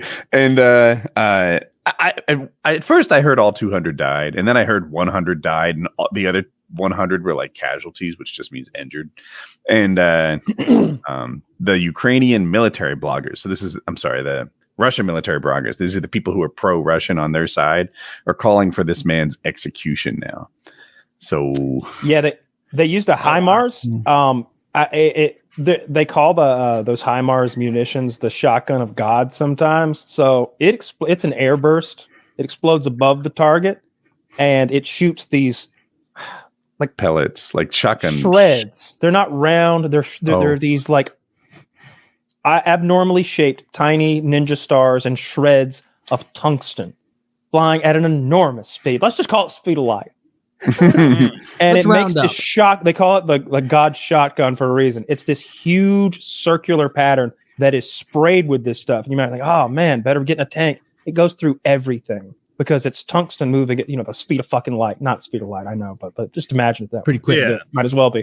It goes through the tank and the armored personnel carriers and the buildings and the people and everything. And it's this instantaneous where like this huge area, like bigger than a house, way bigger than a house. Dude, tungsten is not all your neighbors. Cheap. We found this out when we were looking up how much it is to buy cubes and spheres of tungsten. And my God, these things must make nukes look cheap. Cost no object. Dude, I saw a HIMARS. I don't know my weapon systems like Kyle does, but you've probably seen the big Russian trucks that have missiles on the back that they point at the sky and launch them. Yeah. Okay. So a HIMARS shot at this thing before it did its shooting. And I'm looking at the damage, and my dumb ass is like, it's not that bad. Like, I'll grant you, it looks like someone sort of hit it with a shotgun from distance, and there's little holes everywhere. And then you look more carefully, it's like, oh, wait, that's not sheet metal. Those same little holes are going through the frame. Those same little holes are going through the engine block. Those same little holes are going through the electronics. Like, this tungsten doesn't give a fuck what it's trying to penetrate sci-fi through. like weaponry. It just zips through. And the video I saw was a Russian mechanic who had been asked to fix it. So he's just cursing up like, what the fuck am I supposed to fucking What do you want me to do? Look at all these fucking holes. There's nothing.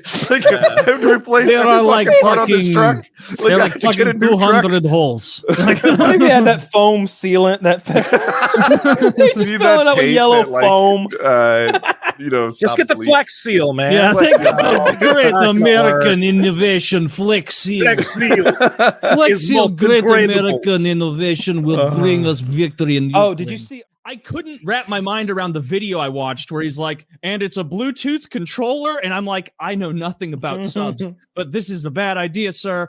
And the CEO, he was like, we know it's a Logitech dog 2-star on Amazon device. And the guy's like, this is something that's made to be beaten around by 16-year-olds. And he like lightly throws it to show how durable it is, and he's like, "We got multiple other controllers here just in case." And it's like, "Oh, okay." I got mad. That's where you want to have a Bluetooth pairing issue. Is at the bottom of the sea. Like, I had no problem with the controller. I don't get why people have an issue with it. I have seen Xbox controllers in multi-billion-dollar pieces of United States military equipment. It's wired. It's what we use. Everything. They don't do wireless for like submarines. They don't like things. Well, look, I don't know, but if it's wireless, that seems like an It's oversight. insane. I'd want to let's plug that in and make sure. Yeah. let's come on. But Did all the anyone bring same. batteries? Oh my god. So those people obviously went down exploring for the Titanic this week and died. And what I was most surprised by, like the internet's always a dark place. There's always going to be like some people who make some mean jokes about it. But everybody seems to think it's real funny that some billionaires like died this week. And it's like, haha, the billionaires suffered and died. Why didn't you pull yourself up out of the water with your bootstraps? Yeah. I And have it's seen like, some of that. Yeah. I don't get it. Like, why do people actually hate billionaires? Like maybe there's one billionaire in particular you don't like. Like, oh, I don't like Elon Musk. I don't like what he does, or I don't like fucking Donald Trump, whatever. But anyone with money, we hate. Mr. Beast could like cure cancer, but if he had a hot dog earlier, someone would point out he has mustard on his shirt and he's a piece of shit. Probably. Yeah, like, he gets so much hate. They're like, Mr. Beast is a bastard. Look at him sadistically curing deafness in children for views. It's like, all ego. It is for views. You're brilliant. You mean he was making YouTube content to reach the widest audience possible? You really cracked the case here. What a piece of shit. What a scumbag. Like, it's all ego. That like it's if you're doing too well or if you're doing really bad, people will either kick you. People will kick you on both ends of the spectrum. You know. Yeah. I try to just stay in the middle. So this is why I'll never be a billionaire. Yeah, the reason that like people that's why I've avoided that trap as well. Like, that's like when people are like, I'll go to the gym, but I don't want to get too big. It's like, I'll work hard, but I don't want to be a billionaire. I don't want to be too good looking or too rich. People will hate on me. Yeah, I'm gonna wake up one morning and these abs are gonna be offensively large. It's gonna be out of nowhere, and I'm gonna have to eat pizzas to correct it. I saw the bathroom in the submarine was 2 bottles and That's some generous. Ziploc bags. Ooh. Yeah, by that logic, I have a bathroom right under my utensil drawer in my kitchen. There's bags and all sorts of things. I have a bathroom right next to me, if that's the case. Yeah. I saw that the American subs only go 1,500 feet down. It was like 1,550. And that surprised me because this thing was like 12,000 feet down. Does that sound right? Yeah. Damn, it's really deep. Did you see there's only like all subs only go like that comparatively short distance down. The only other vessel that can go down that deep apparently is owned by Gabe, like Newell, who invented steam. He has it's got a cool name also, and it's like the Deep Sea Explorer, and he has the world record for deepest descents in all 5 oceans. Yeah, it's called like the Triton or something. I was so lost. Owned by Gabe, and then you said his last name, which I didn't gather, and then you said he invented steam. Yeah, I'm like, wasn't that invented like a really long time you mean Archimedes? No, he was the first to harness it. I'm like, how does a man invent steam? You know what's fun? Like the Gabe Newell like sub. I saw exactly what you're talking about, Kyle. Yeah. And when you see a picture of Gabe Newell's sub, Triton or whatever it's called, you can tell it's a real submarine. Like it's like, oh, none of that was from Home Depot. That was from like wemakesubs.org. Like all the pieces were special ordered. Like you can see the picture here. Yeah. Oh, like, wow. Looks real and secure. There's a million cameras and things. When I watched a 20-minute video of course on YouTube, there's everything. There's a guy with like 150,000 subs who's like, I'm the sub man. He's a sub expert. And I watched a 20-minute video of him from like 3 days ago. And literally he was like, these people are dead. Like there is a lot of discussion about air being left and how that would work, but they are dead. Like the window was rated for 1,500 meters and they are 12,000 feet down. They were crushed instantly. The idea they're rationing air is silly. Like, and at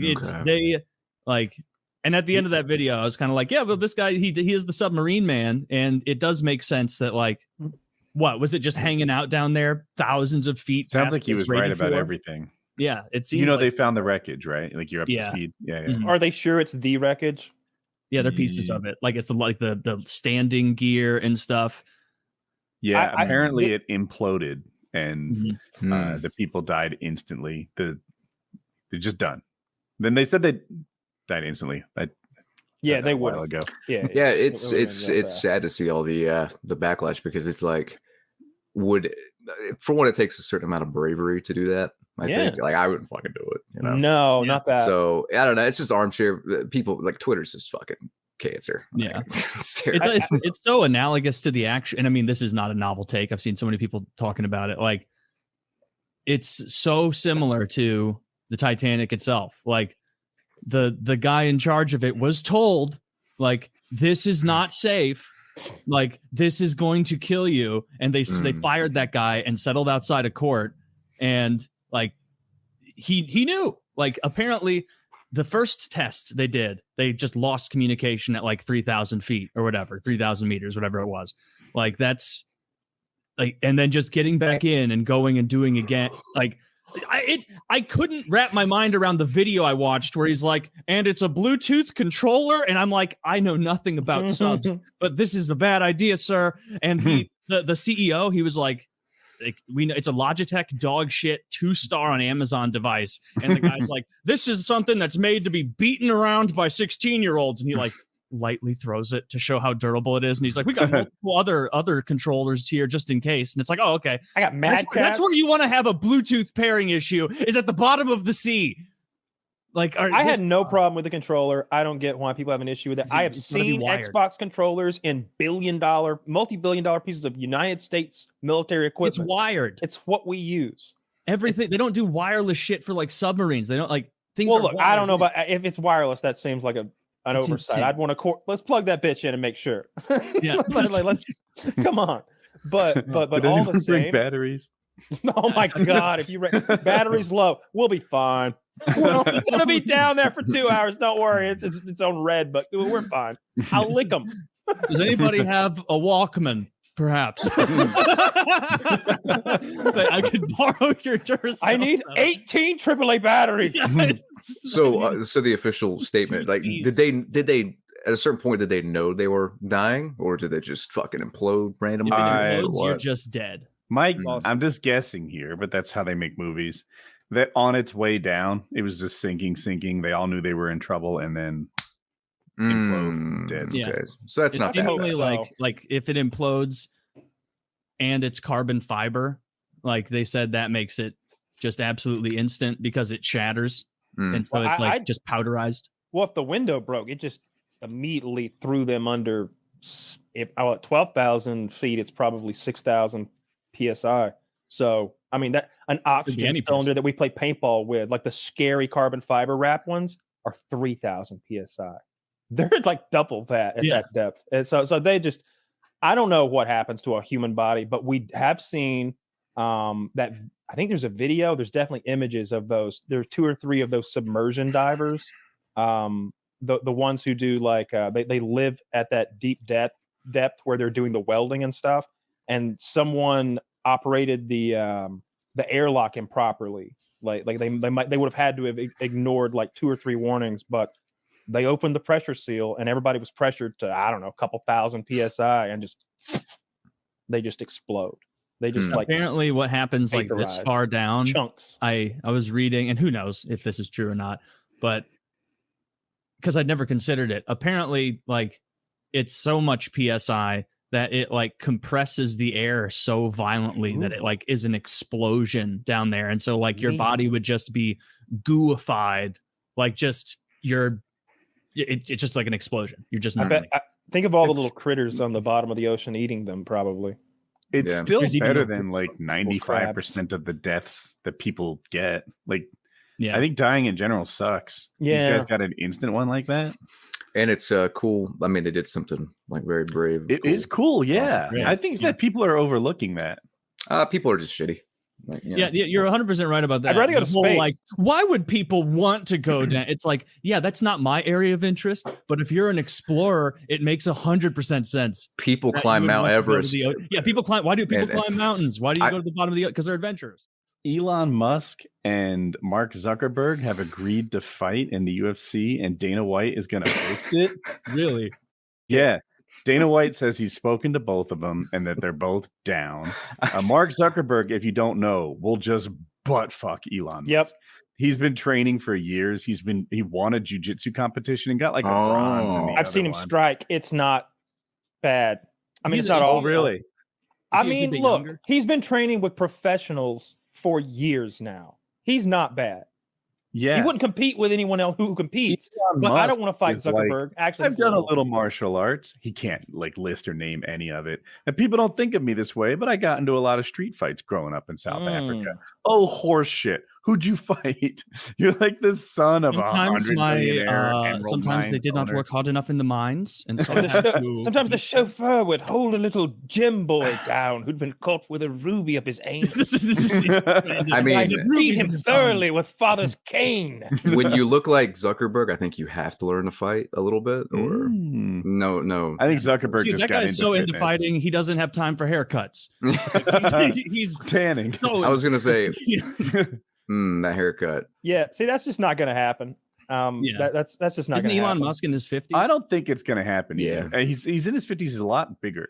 I think He's fat. Yeah. He's very doughy. Yeah, he's very someone said doughy. he had 60 pounds on him. Zuckerberg's If he like lost 40 though, 60, he'd probably. look lean as fuck. You know, Mhm. like he wouldn't die though. Like you know, you've seen him all pale, getting hosed down by that fellow on his yacht that time. One I've of the seen worst his pictures worst ever. pictures. He looks better than that right now. He's Okay. on that Ozempic. I Oh, probably mispronounced okay. it. That's like free fat loss. Oh, okay. Yeah. Yeah, we It talked causes about the videos cancer. on We'll that. find out in 8 years. But yeah, he's on. I didn't make that Everything up. does. He tweets about it a little bit, so it's like a Oh, thing. Oh yeah, Andrew Tate wants to train Elon Musk. He Oh says wow, that's probably got- like the best fighter that Elon Musk has access to. That's, He is that's a good insane. fighter. That's probably like Elon Musk Listen. is like, can I maybe, you know what? Maybe to train, I'll buy every fighting arena on Earth and close them. Fighting as a sport is over, gentlemen, because I'm petty and I'm no Tate lover. I've been reveling in his hardships lately. But let's all agree he's very good at fighting. If Tate were here, I'd be very polite.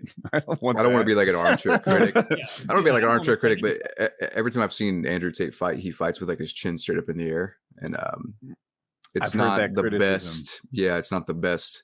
I don't think I could take advantage. Well, he has a he has a Me big either. chin, which helps. him Good. fight. Run.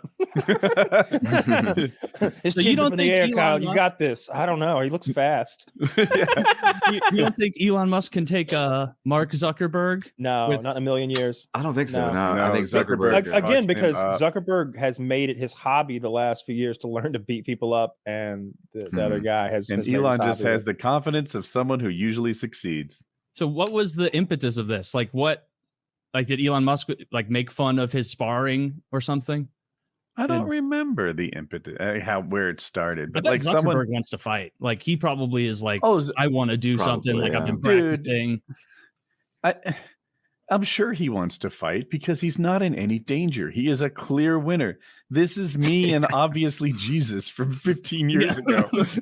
Like, Oh, I remember that. He should just not challenge even the nervous. tech billionaires. Like just challenge like the CEO of Twitter, Elon. He needs to challenge I the wanna CEO see- of fucking I'd like to LinkedIn. see. I'd like to see Bezos versus Zuckerberg because Bezos is pretty jacked now. Bezos has got That would be more fair. But fighting we saw a picture of Zuckerberg's skill Bezos set. 10 years ago where he had arms, and now he's like come on.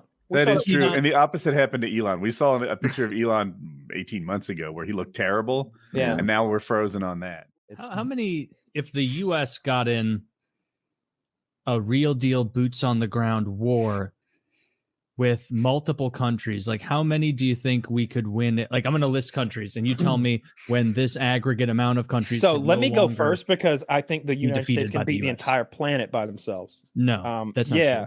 There's a whole YouTube video about it. Oh well, never mind. Yeah, go to Some there's- fucking some Taylor. retard It's on on YouTube with like YouTube. fucking bullshit graphics was like, how the US can win against the whole world. Step 1, be an idiot on YouTube. Like, step 1, be a fucking mouth breathing retard online that uses Binkoff's fucking Battle to Grounds. God someone used us as a source in an argument that they Yeah. won. No, it's that It's like, Binkoff's Battlegrounds channel. That's It all says they do. here is they do Michelle battle Obama's the simulations. hottest first wife. Hi, welcome to US is the best military on earth channel. And here's 10 reasons why we're the best and we could beat China, Russia, England, France, Germany, South Africa, Nigeria. Like, Counting a lot of Every countries that don't country? matter because they can't come over. every here and do country anything. on earth would butt fuck us, dude. Like, dude, that's How? that's laughable. That You we should would watch beat the world. video. Well, wait. Are we defensive or offensive? If we're playing against the whole world, we're going to be on the defensive. Okay, so how do they get us? China land invasion. Russia has Whoa, nukes. land invasion. The So they're United Kingdom Hang has on, an air force. let me France Let's lay it has start out at an your air here, first. Let's start at your first You asked country. for I'm gonna China say they land think- invasion. So they're From going to Mexico. pile in boats and cross the Pacific Ocean. At no point will the most powerful navy ever will ignore. Thank God the most powerful navy won't have other things on its plate like Saudi Arabia and Russia and What would India. Saudi and Arabia do? How I'm would the just Saudis listing get China. here, Taylor? Kyle India, does have a China. point. They have Russia. no way to get Yes, here. they do. No, they don't. We are the people who are able to land in another country with an entire army full of tanks and everything that supports them and all those battle groups. No one else does that or can. Dude, a do global war, we straight up don't have goods. We have no manufacturing. We will not win. Like that's insane to think I'm the not US saying can we win. can beat the rest of the country. Well, I mean, we want to shift to a wartime economy. But here's the thing that's true. We have like 11 aircraft carriers, and the rest of the planet combined has what? 3? Yeah, but they're not as good as ours. And they're not as good as ours. And the Russian one and the Chinese one don't count. That's I true. think the Russian one's broken or gone. It's broken. And the Yeah. Chinese one is a Russian one, and it has a ramp on the end. Now, do you think that Isn't that bad? China That seems might good to make me. a lot more if they started a war with the US? They're going to It be would take a manufacturing while. things while they fight us. Yes, would we there's allow a huge amount of such a thing to manufacturing happen? happening during war. When the Cold War kind of petered out, they took all those nuclear submarines, the ones that were carrying ICBMs, and they converted like half of them to missile submarines. So each of them carries 140 Tomahawk cruise missiles. They're scattered across the planet in the water. Nobody knows where. Lately, we've been doing this thing where we surface just to freak people out. Why? How would they have any manufacturing? How are they going to be producing new arms? And I keep going back to this. They have to get here. They have to get here. I mean, as far as manufacturing, they have more manufacturing capability than I we think do Kyle's by saying a we'll lot. quickly reverse that. Like we have like we'll shut them submarines down. off the coast of China, and we'll take out their whatever Their infrastructure, their 500 electricity best grid. Could manufacturing. be, but now we're areas. like, I don't know. But We it invented just the internet. I it bet we're seems capable silly. of some pretty good technological. think the attacks. We don't. I We think the don't US make wins. most of Yeah. the shit we need. We make We all don't. of the. We've shifted to making most of our electronics. I mean, you think that we get total embargoed from every other country and we are able to fight? Like, no, our economy gets destroyed. Our ability to We're in a import wartime goods, economy. precious Martial metals, laws- services no, from there's other no places. economy. That we need to be able to make these electronics. Where are we getting these precious metals now? South Africa, we're at war with them. Russia, we're at war with them. India, we're at war with them. Nigeria, we're at war. Like we wouldn't have the raw capacity for it. Canada's at war with us. Like that, everyone's at war with Come us. on. Oh no! Oh, Now we're Canada. fucked. No, I think. Taylor, I we think I was just saying that. I was saying more. Even Canada. Like you're gonna. the Mounties are gonna take Maine when we're distracted. To me, you just keep coming back to this situation where their missiles won't work. They can't get here because there's no way we allow boats full of people to cross the Pacific Ocean. Hawaii's in the middle, like the entire Pacific fleet's there. That's true. Hawaii's never been attacked.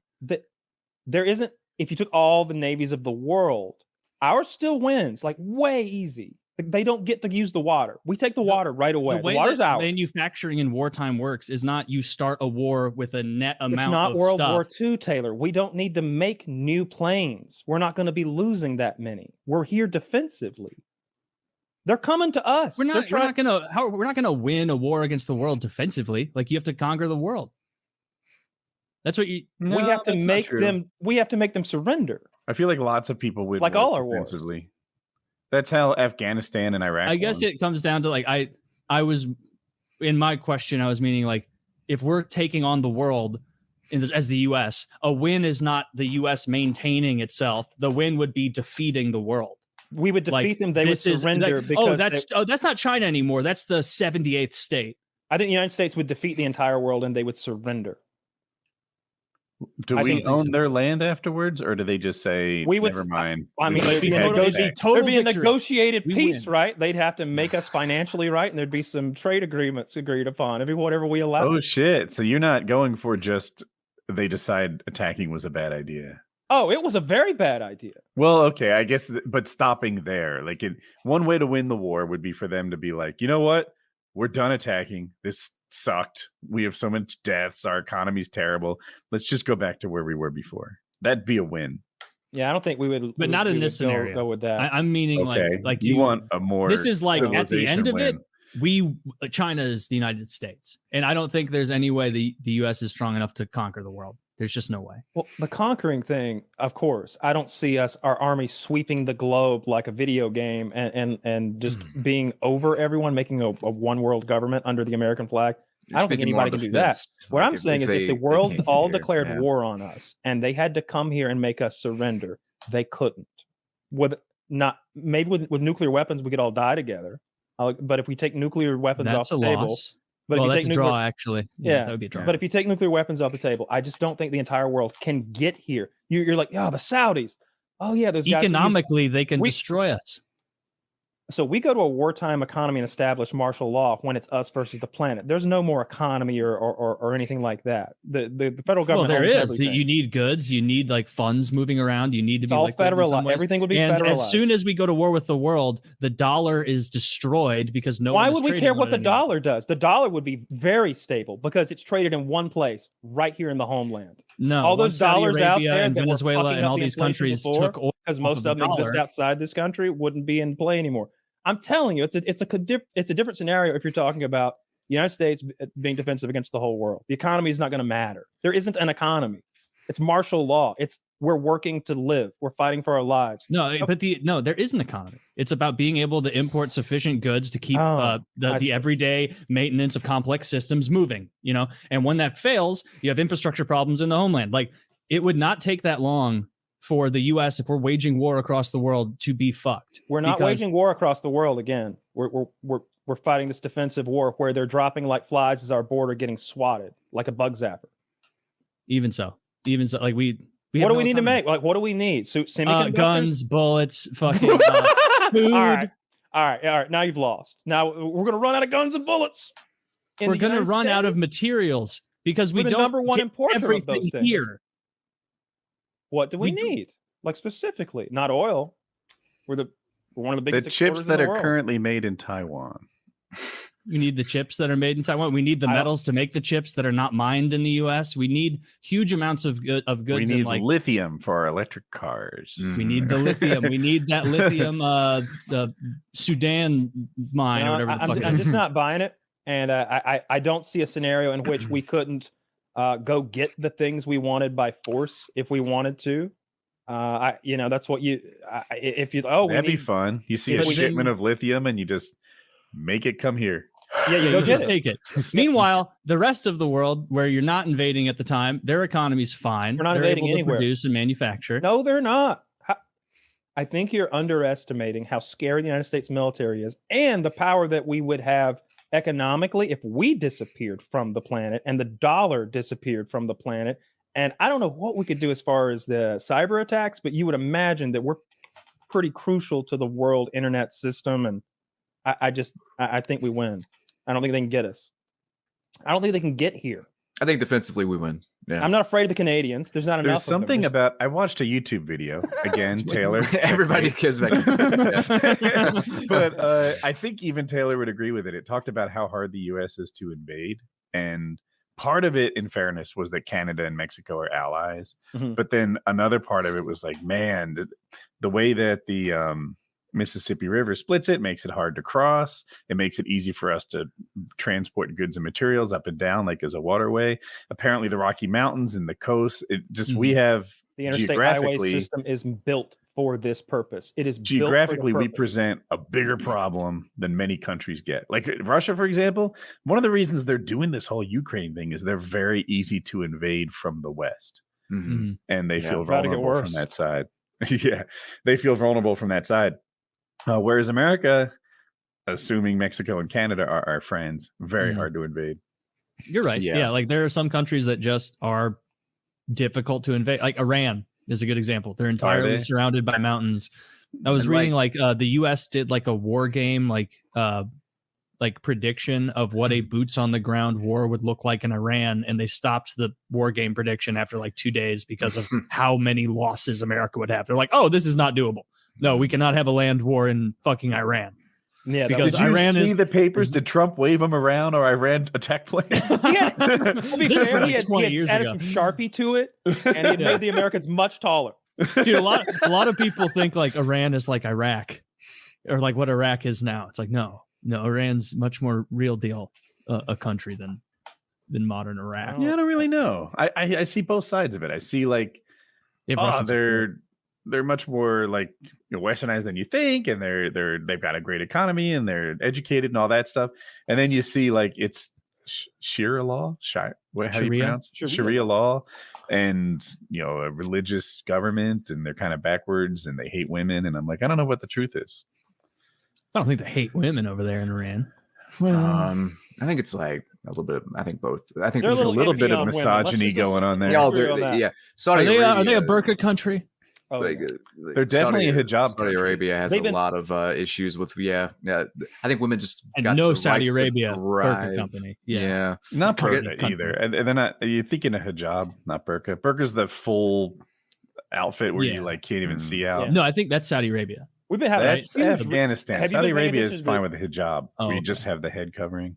I've been watching Philip DeFranco's videos on it, but on the Saudi-U.S. relations are very poor right now. We're apparently warming up to the Venezuelans, and I see that the Saudis are cutting the oil production again. Right? They're not happy with the Western countries using their strategic reserves to manipulate the price, and also we're making a lot of oil, I'm sure, despite what Biden has done. And they're cutting production again by, I don't know, another 1 billion barrels or something like that. Are they still threatening to sell it on the ruble and the Chinese fucking dollar, whatever, the yuan? Oh, I wouldn't be surprised. I know we've threatened them a lot. With their military, because most of their planes are our planes. So if we cut off that part supply, part of the whole thing, reason this whole Ukraine thing is interesting is because it's like Android and Apple, right? That's how the arms are in the world right now, more or less. There's France and Korea, but it's Android and Apple. And there's Windows phones that come from France, but who gives a fuck? They're not a real player. Fuck that. That's not compatible with either of them. Linux. So the Western guys, the United States, we make these Apple phones. The Russians, they've got this fucking Androids. And if you're Saudi Arabia or India or Pakistan, you have to pick. Because you want all your shit to work together. Yeah. And the US stuff tends to be really technologically advanced, but maybe fragile by comparison. Takes a little more expertise to maintain them. Yeah. And the Russian stuff tends to be just sort of simple, strong, and durable and tough. And if you were to ask me 3 years ago which one's better, I'd shrug. But now they've been tested. Russian stuff's like the flip phone, man. Yeah. I had a flip phone that just I said I would upgrade when it broke. I didn't upgrade that fucking phone until like 2013 and it never broke is the fucking thing. Like it died one time and came back to life, actually. Sorry, Kyle, I think I threw you off your groove. No, you're perfect. But like one of the things one of the ways that the United States exerts its powers on countries is, hey, wouldn't you like a bunch of F-16s? That could be your Air Force. Our shit is good. You've seen them in action. Like, we can afford 200 million of them. Then a few years pass, and here's both. A few years pass, and they do something we don't like. Oh, did you stop that oil vessel? Are you cutting down on your production of oil? Are you supporting this religious group that secretly funds Hamas? No more carburetors for you. No more carburetors for those F6 or F16s don't have carburetors, but you know. I'm working with it. No more F16 carburetors for you. And they're like, whoa. These things go through a carburetor every fucking week. What are you talking about? We won't have an Air Force. I'm sure you can get some new carburetors somewhere. No, you're the only people who make carburetors for F-16s. I'll let that vessel go. Stop funding Hamas. Our military does like the HP Inc. strategy, where it's like, oh, I'm sorry. Does your tank not work, dummy? Because now there's another part. Now we know which one's better. They're probably not that busy downtown anymore pulling Bud Light trucks. Yeah. No. That'd be a funny story, like for the they have to put down the Clydesdales. They're putting down the Clydesdales with like just a pistol, just walking past them, and the dog's there crying. Remember the and it's Dylan Mulvaney. They have do it. Yeah, Dylan Mulvaney. The new Bud Light can has the official bolt gun. The official bolt gun of Bud Light. Of Bud Light. Yeah. Well, the advertising campaign wasn't working, and so we're going to play hardball. For every Bud Light you don't buy, a Clydesdale gets taken to the glue factory. That whole these Bud Light people are serious. We better buy their beer. Have you guys followed the Robert F. Kennedy Jr. Joe Rogan Twitter beef stuff? I've seen Joe Rogan roasting the guy. So not exactly. So he had Rogan had RFK Jr. on his show. The guy's got a terrible voice. He is a Democratic candidate for the presidency. Unlistenable voice. And I've done a little research. He's a bit of a whack job. He's also, interestingly enough, married to the actress who plays Cheryl on Curb Your Enthusiasm, who is like Larry David's wife, the blonde character. Is she hot? Yeah. Yeah, Larry David's wife. Yeah. And they got to talking about vaccines and all this other stuff. And he's like blowing Rogan's mind when Rogan's like, we got to tell the people about this. You know, he gets into that mode. And then they're on Twitter, like calling out this virologist. They're like, and Rogan's like, $100,000. You need to come on my show. And the virologist started it. Someone did. Like there's this $100,000 throwdown for. Yeah, I did see the virologist. And the virologist is like $100,000 is way too little. You know, I think he said maybe like 50 million or something like that. And then everybody got mad because remember the guy who caught Eat That Pussy, EDP, being a pedophile, and literally that guy also showed up at the virologist's house, and that was the guy who showed up at his house. The same guy. Yes. Okay. That guy shows up and he's like, "Hey, you got beef with Rogan," or whatever he said. He was actually very polite about the whole thing. Everybody made it seem like they stalked him down. It's like, I don't know. I've seen the nightly news do this a million times. Show up at somebody's yard. Yeah. What do you think about the sewing committee? I saw you liked a Facebook page about Trump. And it's like, I'm a 52-year-old woman living in a trailer park. It's like, but it's pretty interesting. And I had to find out, like, who is this RFK guy? Like, what does he believe? Who's your daddy? And what does he do? And I went down this little rabbit hole on him, and I don't want to call someone an AIDS denier sounds hilarious, but that's what he is. He is iffy on the connection between HIV and AIDS. Like, I don't know what he thinks it comes from. And he's one of those people, I think he was saying something. He wasn't saying the water was making the frogs gay, but I think he literally said that there was some water somewhere making children trans. Like something so close to that it's not splitting hairs to say literally that. He said that 5G gives you brain cancer. Yes. My mom said that. It disrupts the blood-brain barrier. Yes. And Joe's like, Wi-Fi. He said this about Wi-Fi. He's probably got 5G beef too. But he was like, Joe, Wi-Fi. You don't even know, Joe. Everything in my house is wired, Joe. I plug right in. It breaks down the blood-brain barrier, Joe, and it lets that cancer get into your brain. And Joe's like, how does it break down the blood-brain barrier? And he goes, well, now you're just out of my expertise, Joe. I'm sorry. I don't have any. Is that really what he said? Yes, that's exactly right. The blood-brain barrier. And Joe's like, that's interesting. How's it happen? And he's like, I don't know. Actually, I'm lying right now. I don't know. That's the problem. So, like, if you don't know what you're talking about, like I don't, and like Joe Rogan doesn't, it's easy to get baffled by this guy who's done some research, who's just quoting other quacks, stuff like that. Famous guy. But he's a historical figure. Really? Yeah. He was there at the inauguration for JFK. Like he was 6. Like this guy was there throughout major moments of history. Yeah. Like moments of history that are in movies that like He was there, and it's like, yeah, that's my dad and my uncle. Those are the guys in that Forrest Gump movie you like. I did 5,000 rounds through a minigun with my Air Pro. Oh Christ! Why, dude? Did you forget him? Yeah, and once you start shooting, you know it's $1 a round. You can't stop halfway. We're filming. I linked that shit up, dude. I wasn't gonna stop. Oh God, dude, I've done that accidentally with 50 I cals. was about to ask if you ever linked 5,000 rounds, but yeah, you have. I love your background, Brandon. It's so intense that it's like, but my gut is like, that's a green screen, but I know it's not. Yeah, you know what? The green screen works really well. Like there's no clipping at all. Like it's really kind of nice. But yeah, you grab stuff right off the back. You don't have a dragon off back there, do you? Yes, right up there. SVD. Yeah. Nice. The Papa Shaw, is that Filato? The PPS? Yeah, it's currently got a MP40 magazine magwell in it because I put it in for a video and I couldn't figure out how to get it out. It is stuck, so it's just it lives there now. So Brandon, I'm a little mixed. Which is your left? Raise your right hand for me, would you? Right hand. Okay, right side, third one down. That is a VSS Ventores. Oh, so the super quiet Tarkov boy, the 9x39. I was just gonna say I used it in Tarkov. I didn't recognize it. Like this. What is the absolute worst gun behind you? The one that like if you had to get in a conflict, you're like, fuck, not this one. I'd rather have a knife. Yeah. Ew, Jesus. Well, probably the RPG because it's demilled. So that one that's not absurdly useful. No, that's an impact RPG. You have to hit him. Yeah, it's more of a bludgeon. You know, it's a big steel tube, so you'll still get some shit done.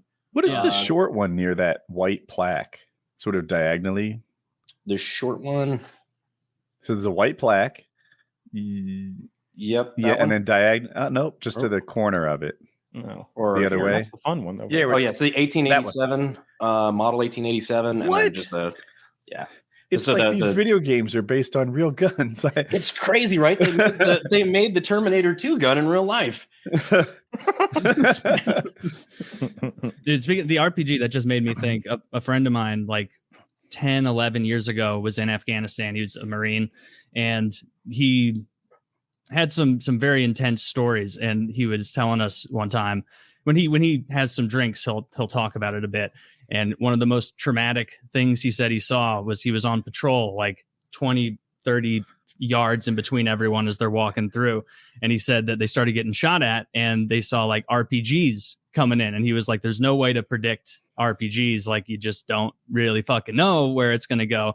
And he said at the time, like they'd had an issue with like RPGs being shot at them and not exploding. Like they weren't blowing up, the insurgents, whoever was shooting. Good problem to have. Good problem to have. The guy, he told me the guy 3 people in front of him, so like 90 yards in front of him, a RPG came in and it hit him. It didn't explode, but it hit him in the quad, and it like tore into his, basically destroyed his entire like quadricep, just ripping it apart, just mechanically. And he like, when he told me that, he's like, dude, like you can confirm this. Like this was a story. Like in the military, I was there for this. Did he survive?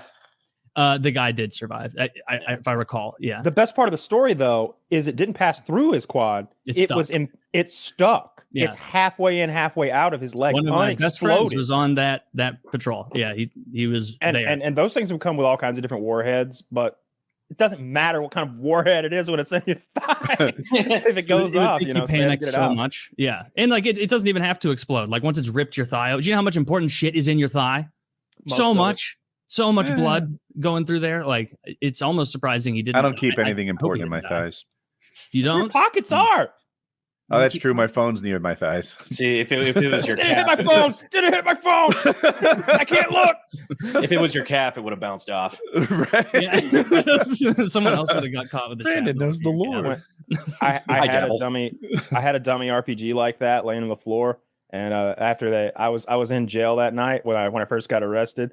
It's like 3-4 in the morning, and they come wake me up, and like you got to go through a whole thing to get out of your jail cell and into a room with normal people. There's shackles and shit, and door gates moving, and I finally get out there, and the feds are there, and they're like, "Hey, the RPG warhead in the floor, what's the deal with that?" I was like, "It's not real, it's rubber." He said, okay, turn around and left. And that was it. It was the most brief because they were just like looking into my room. It was the room where I used to record, that blue room. Yeah. It's just laying on the floor in there. But they were freaked out. They didn't want to mess with it. It's amazing how many people... like a piece of rubber, though. That was true, I assume. It's of not course, they didn't have a live warhead.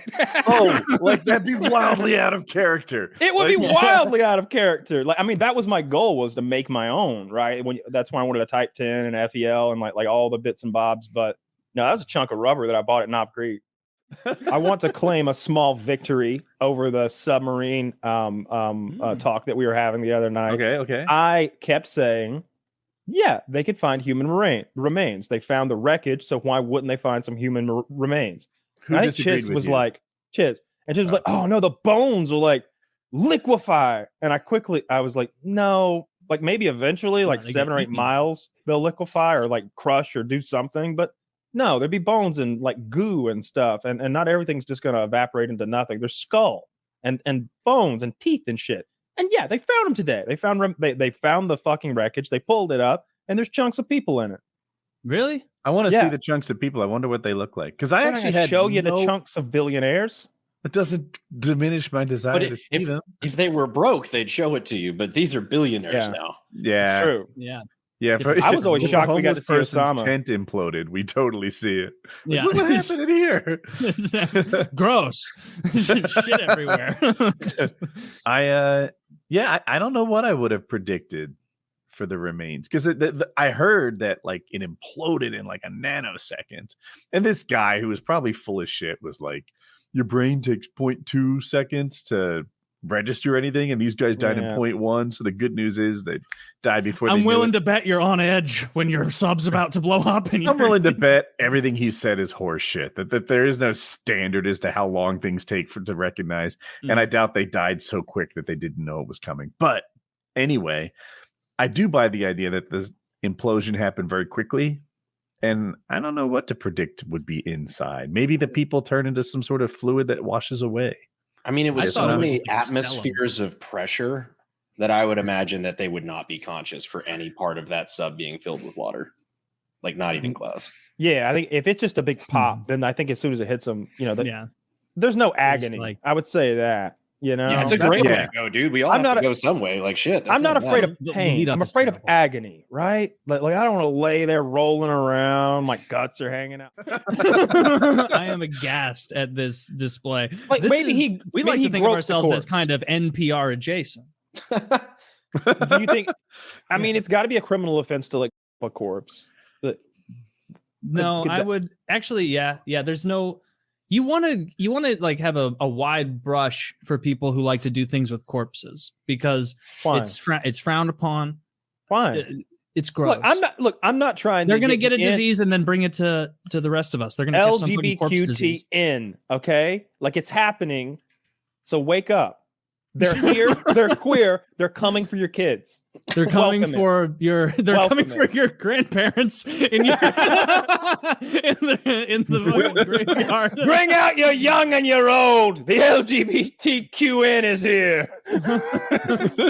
Well, they want to. QN. I just saw you at the end. I slipped back. And we're coming for your kids and your dearly departed. Yes, your dearly departed. We got you at both ends of life. Who is it? LGB? That's just the first three. Lesbian, gay, bisexual. I know they're trying to get a divorce from the rest of the letters. Yeah. Are we LTG? Well, the Q is for queer. LGB, right? I think you're right. I think the G is first. That's also not fair. Why did the gays get preference over the bis? The bis do all the things the gays do and more. I hear you. I like, now we're throwing on some T's, some Q's, and we just put an N on there for some reason. The necrophiles. LGB is going to want to get up. What it really comes down to is you cannot have an acronym with fucking 8 letters like that. Once you get past 4, it gets bad. Like the NAACP is only able to do it because they have 2 A's, and so it goes through. Like if it were the I actually have a W. I like where your head is, but I don't fully lined up. The problem isn't too many letters. It's not enough vowels. If they were like the Lapta group with a good 7 letters, like I could work with that. Yeah. They had something like Radar's not too many NAMBLA. letters. Yeah. NAMBLA. Well, That's a solid acronym. That they figured is that the North American Man Boy Love Association? They cracked the code on good. I like that. on I good like that they marketing. want to separate themselves from those foul European man boy lovers and their disgusting ways. Sure, we like this too, but we're not French. You don't want to be accused of being Greek. Yeah, I will not be accused of being French when I'm sitting outside of a middle school with binoculars. That's one of my that's one of my favorite lines. And I'm listening to R. Kelly, like random shit I've never heard, the B-side. He's like, I'm gonna flirt, yeah. And I'm like, oh yeah, I like this. Is kind of cute. If your girl come around, I'm gonna flirt, yeah. At your wife, I don't care, I'm gonna flirt, yeah. And he just keeps going on about how I don't care what you say, I'm gonna be after your girl. I'm gonna be flirting with her all the time because I'm R. Kelly, and I got this and I got that, and you don't. She better be loyal. She better be. And it's like this. I'm like, R. Kelly's threatening to cuck me. I gotta turn this off. I was getting upset. I remember 2 incidents. One, just dumping like a giant belt out of a suppressed 300 blackout saw. Yeah. And it's just all going into my face. But we were shooting for G4 or whatever, that stupid like gaming TV channel. And we had to do this all in one rip. And I couldn't stop. And so it just fed that shit into my face for the whole belt. And tears were pouring down my face when I turned around because it's just going into my eyes. Yep. That wasn't good. But then I mostly escaped this one. But when I was making that bowling ball mortar, the base of it needs to be heavy. And so we poured a lot of molten lead into the base of that upturned acetylene tank. And, the other end's chopped off to make the mortar. And we had this big kettle of molten lead cooking on a propane cooker. And somebody had to pour it in. And when you pour it in, it goes whoosh, and all that gas and vapor and, I don't know, lead goo is just coming out. And I was like, oh, God, this might be the most dangerous thing we've actually ever done. Yeah. Jeremy! Come here a minute. We did one earlier this year, and it still hasn't fucking come out yet because we're just, sometimes shit at that. But we shot 10,000 rounds from an AK in one day, which is way harder than it sounds because it is just so fucking tedious. Because we're also like, so we're getting obviously the lead exposure shooting 10,000 rounds in one day, and it was all me. So like my shoulder was destroyed. Wow. But we were, full auto, just doing just mag after mag after mag. And then after like 300-400 rounds a piece, we would dunk it. So now you're getting the water that's taking that, lead with it, that's aerosolizing and everything. And then it started getting later in the day. So we were worried about, the neighboring properties and such. So we added a suppressor. Now that's getting dunked and blowing all that lead and shit back in your face. And after that, like I remember blowing my nose and it was black. And I'm like, respirator for that. I really should have, that was one of those like, Monday morning quarterback. I'm like, fuck, I should have done that. Because like my jacket too was covered in soot, like and just all sorts of nasty shit. So I'm like, yeah, I'm curious. I did 5,000 rounds through a minigun with no Air Pro. Oh Christ!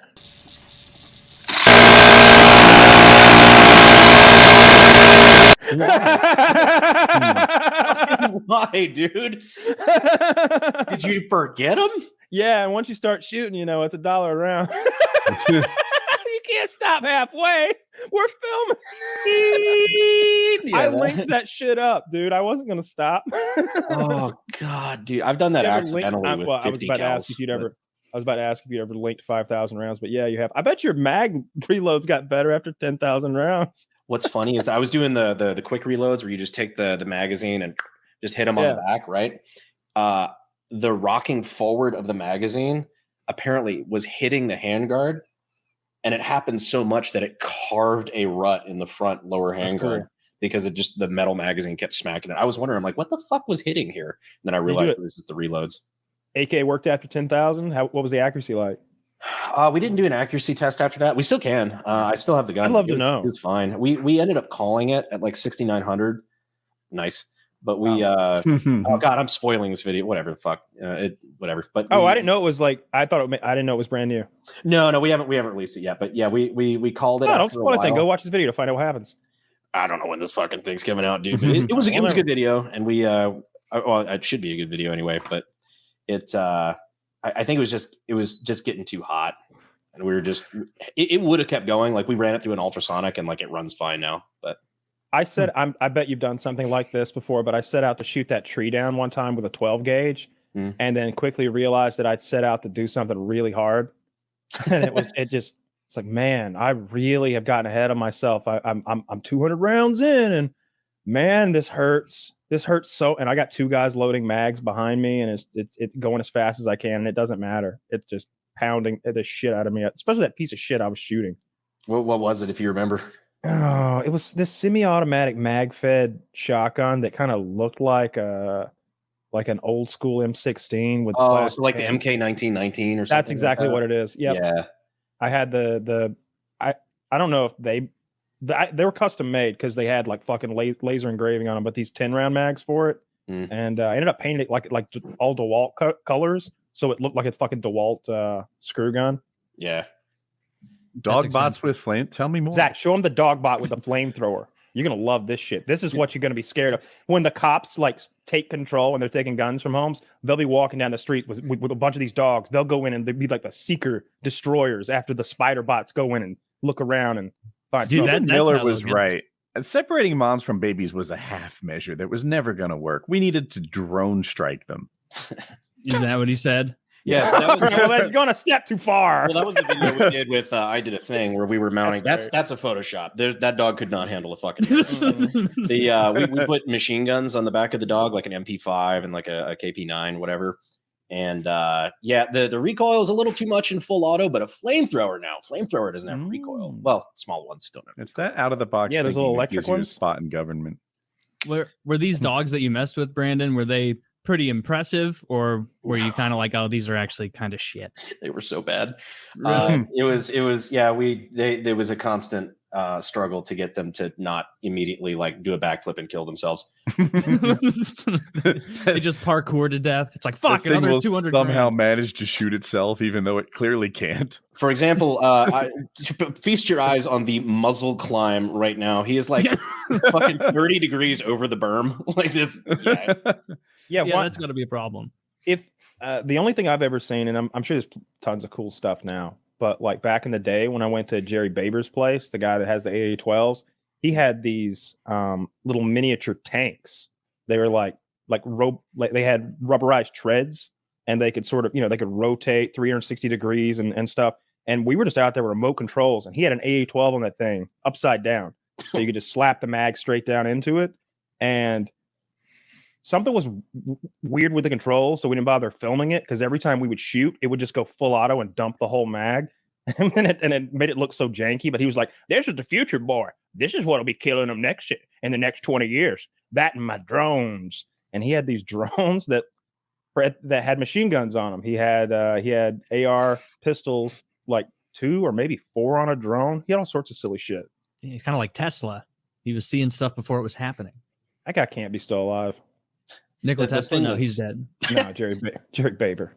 Oh, the thing that's crazy about the drone stuff too is that we were going to do a couple of videos. We were going to do one like the Ukrainian like drones because I got a friend who's got his FEL and everything, so he's got hand grenades and whatever. But we were going to do the Ukrainian drone drop, and we were going to do one where they've got flamethrowers on a drone. I thought for sure that's easier legally speaking. No. As it turns out, anytime you put anything on a drone, as far as like weapons, flamethrowers, or anything like that, the FAA gets really mad.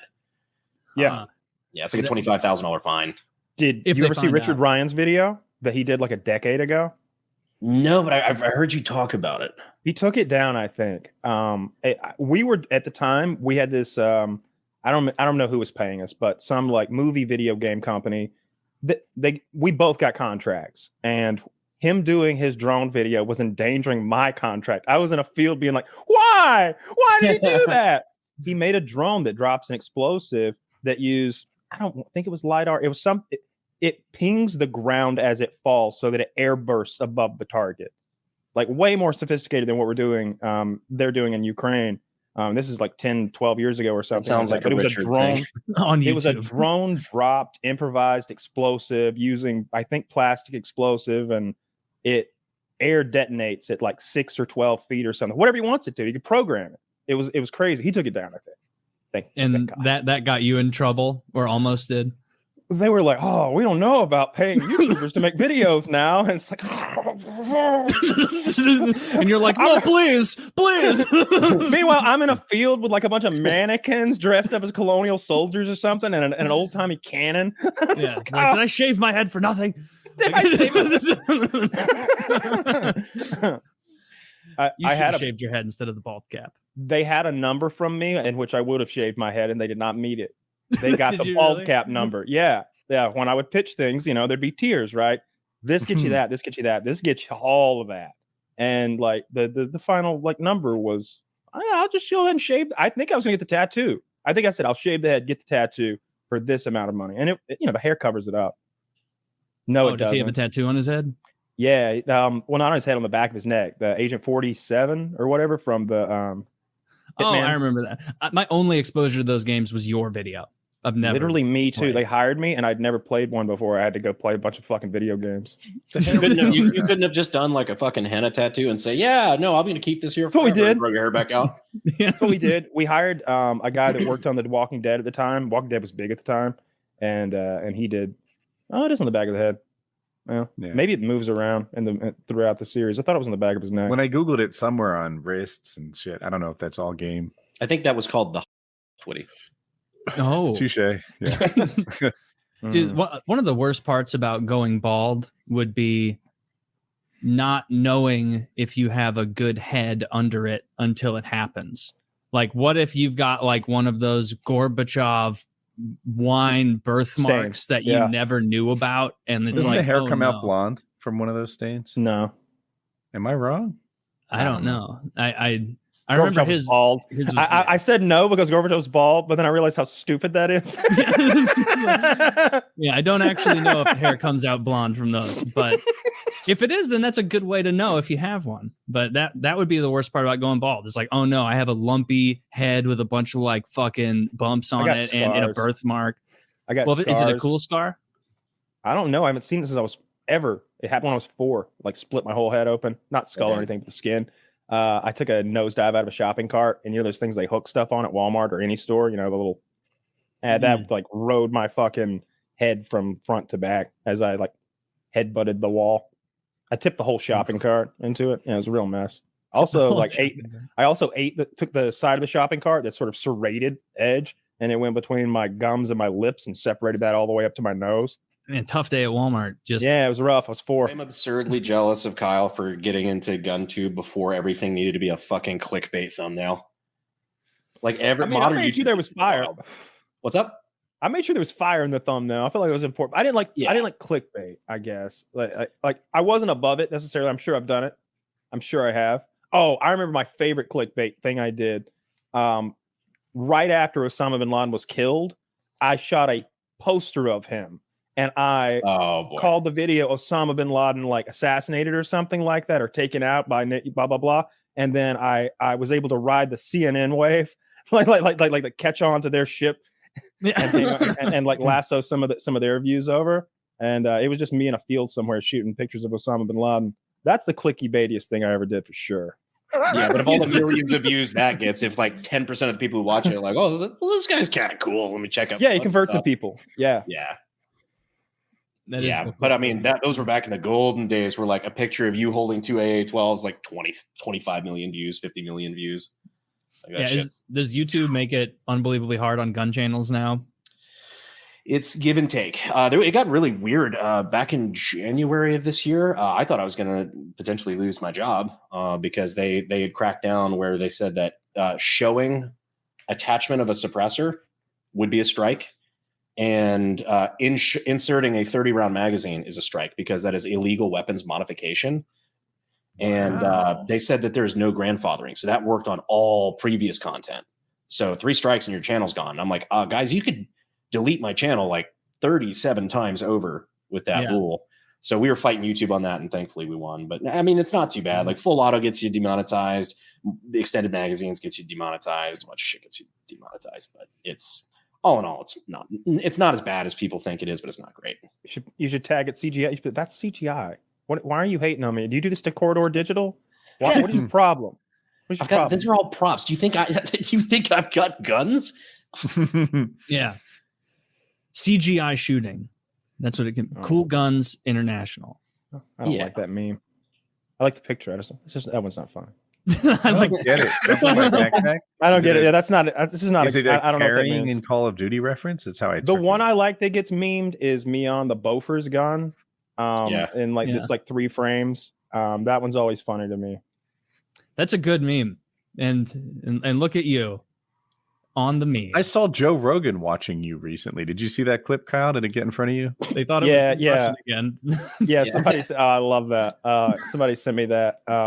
He had the guy that I think the director of John Wick. I think he has a lot to do with the training and gun fu, like he's into that stuff. And I think that he said that I think he had made a game that had a Dragon's Breath shotgun in it, and Rogan was like, "Well, that's a real thing," and he's like, "Yeah, there's this crazy Russian guy that's got some on the internet. He, not just that, everything. He shoots little needles and all." And they like pull up my video of me with that stupid red and blue shotgun that I spray painted on my deck that night because I knew people would click it with your very Eastern European haircut. Oh yeah. Oh yeah, Kyle. Before the show, wanted to talk about the Supreme Court affirmative action decision. I was watching CNN, and this guy, what's his name? I wanted to get it right. Kenny Zhu or something. Okay. His last name's XU. He was the I think he's Harvard alumni, and he's at he was a big proponent for this, and he's the one they interviewed for it. And the interviewer was a black lady, and proponent. Did he want affirmative action to end or keep going? He wanted it to end. Okay. Yeah, he was part of this movement. And he destroyed her. It was they had this debate that went on for like 3 minutes, and she would ask these questions that she'd been handed, and you would see his little mind work. He'd go, and then he'd find a different way to answer. He's like, actually, no, I don't think that at all. I don't think socioeconomic status should be taken into effect. That's a whole different thing. And he just break her down and destroy her. She had to end the conversation, get off the phone with him, and call an ally. And that guy, she was like, "So you just heard the Kenny talk. What do you have to say?" It's like, "Wait, why don't you wait till Kenny left to bring your guy on? Like why don't you let Kenny?" She lost the debate so bad she left and called a friend. Do you know what kind of Uber Asian you have to be to get into Harvard? Yeah, imagine. Yeah, you gotta be bright. He's like, Asians aren't overrepresented, aren't overrepresented because of their skin color. It's because they study twice as much as white kids. He said it's a cultural thing. It was really fun to listen to that guy talk. So yeah, I guess affirmative action was stricken down in college admissions. Specifically, they mentioned Harvard and what's the one in North Carolina? UNC. Chapel Hill. Yeah, UNC Chapel Hill. It's our most selective state school. It's a pretty good state school. Damn, this really sucks though, because now instead of looking at the color of people's skin, they have to look at the content of their character. That's a terrible thing, man. You know, and it's funny, they specifically mention you can still look at the color of their skin, just not in the context that they used to. They used to be like, all right, we need, a bunch more black guys and fewer Asian guys, etc. Now they're like, if you overcame some situation, if you were like dealt a bad hand in life that's related to your skin color, then we can still look at that, but not just skin color. You need to show just me a little workaround there. Well, I think you'd like it if you read the decision. I think you'd be on the same team as Justice Roberts. Okay. I read a part of it that said like, oh, you can still take into account everything we just said you couldn't. That's not how I interpreted it. It was like skin color in the context of overcoming a tough situation was like a specific incident kind of thing. Like someone held this against you maybe and that you overcame it or whatever, but they can't do it as like the sort of the quota thing they used to, like, we've got too many Asians and not enough blacks. They'll let you speak. What it said was they would let you speak about it, but they won't like use it to as a qualifier. They won't. So they won't use it as a qualifier, but they're encouraging people to write, including their race. They're not encouraging them; they're allowing them. Just the interesting thing is they're allowing the legacy stuff to continue because that was never going to stop, dude. Those are the richest people in the country. You think legacies are getting into fucking Yale because they're smart? Sometimes. You think? No. Like, remember? Do you think George W. Bush got into Yale because he's They smart? said it's 5 times easier for them to get in than the average person. Then yeah. Here, can I read the probably part not. that I thought Taylor would like more than he seems to? Nothing in this opinion should be construed as prohibiting universities from considering an applicant's discussion of how race affected his or her life, be it through discrimination, inspiration, or otherwise. But despite the dissent's assertion to the contrary, universities may not simply establish through essays or other means the regime he would hold unlawful today. I got a little mixed up towards the end there. Yeah, what it seems like is it's like a layer of distance going, yes, we'll abide by this, but we're going to backlog something that effectively does something similar. That seems to be the goal, right? Wait. Also, I'm wondering what the teeth are there, where like if a, let's say like a more liberal leaning admissions board just decides to fucking do this anyway, like are they going to have to sue the school or something like that? Probably. You probably will have to sue the school. Yeah. The way I interpreted the decision is like, imagine you're a girl trying to get on the guy's football team. And you're like, man, everyone thought I would suck. But once they saw me kick, I overcame this. And they really wanted me as part of the team. Because it turns out, even though I'm a girl, I'm the best kicker on the football team. And I became one of the boys. That's a way that you can use your sex to talk about a thing that you overcame in kind of a positive light. And they would like stories like that if it was related to skin color. But not simply you need more black guys and I'm one of them. So invite me, lower the bar for me, but not for somebody else. Mm. Did I understand. lay it out right? Okay. Well, yeah. I still, it seems like you still think like there's a way loophole to that could it exist. It seems like just a back end thing where it's like, no, we're not going to go based on this, but we're going to go based on, we're going to take heavily into account the aspects of your race here and your sex here. And it's like, okay, well then that seems, not really in the spirit of the decision, does it? It's like Rick and Morty. It's like, well, that just sounds like, slavery, affirmative action with extra steps. Yeah. Exactly. It's hard to get this really right. I have this stupid lifeguard thing as a parallel. Before I became a lifeguard, there used to be an interview part. So it was like 80%, whatever, I don't know, 50% athletic competition and 50% interview. Mm-hmm. And what happened in practice was the people who were like the brass for this is a city job, were hiring locals. So like if you were, say, an Ocean City High School student, you might get a leg up over some guy who's coming down from Philadelphia. And they thought that was corrupt. So they got rid of the interview entirely.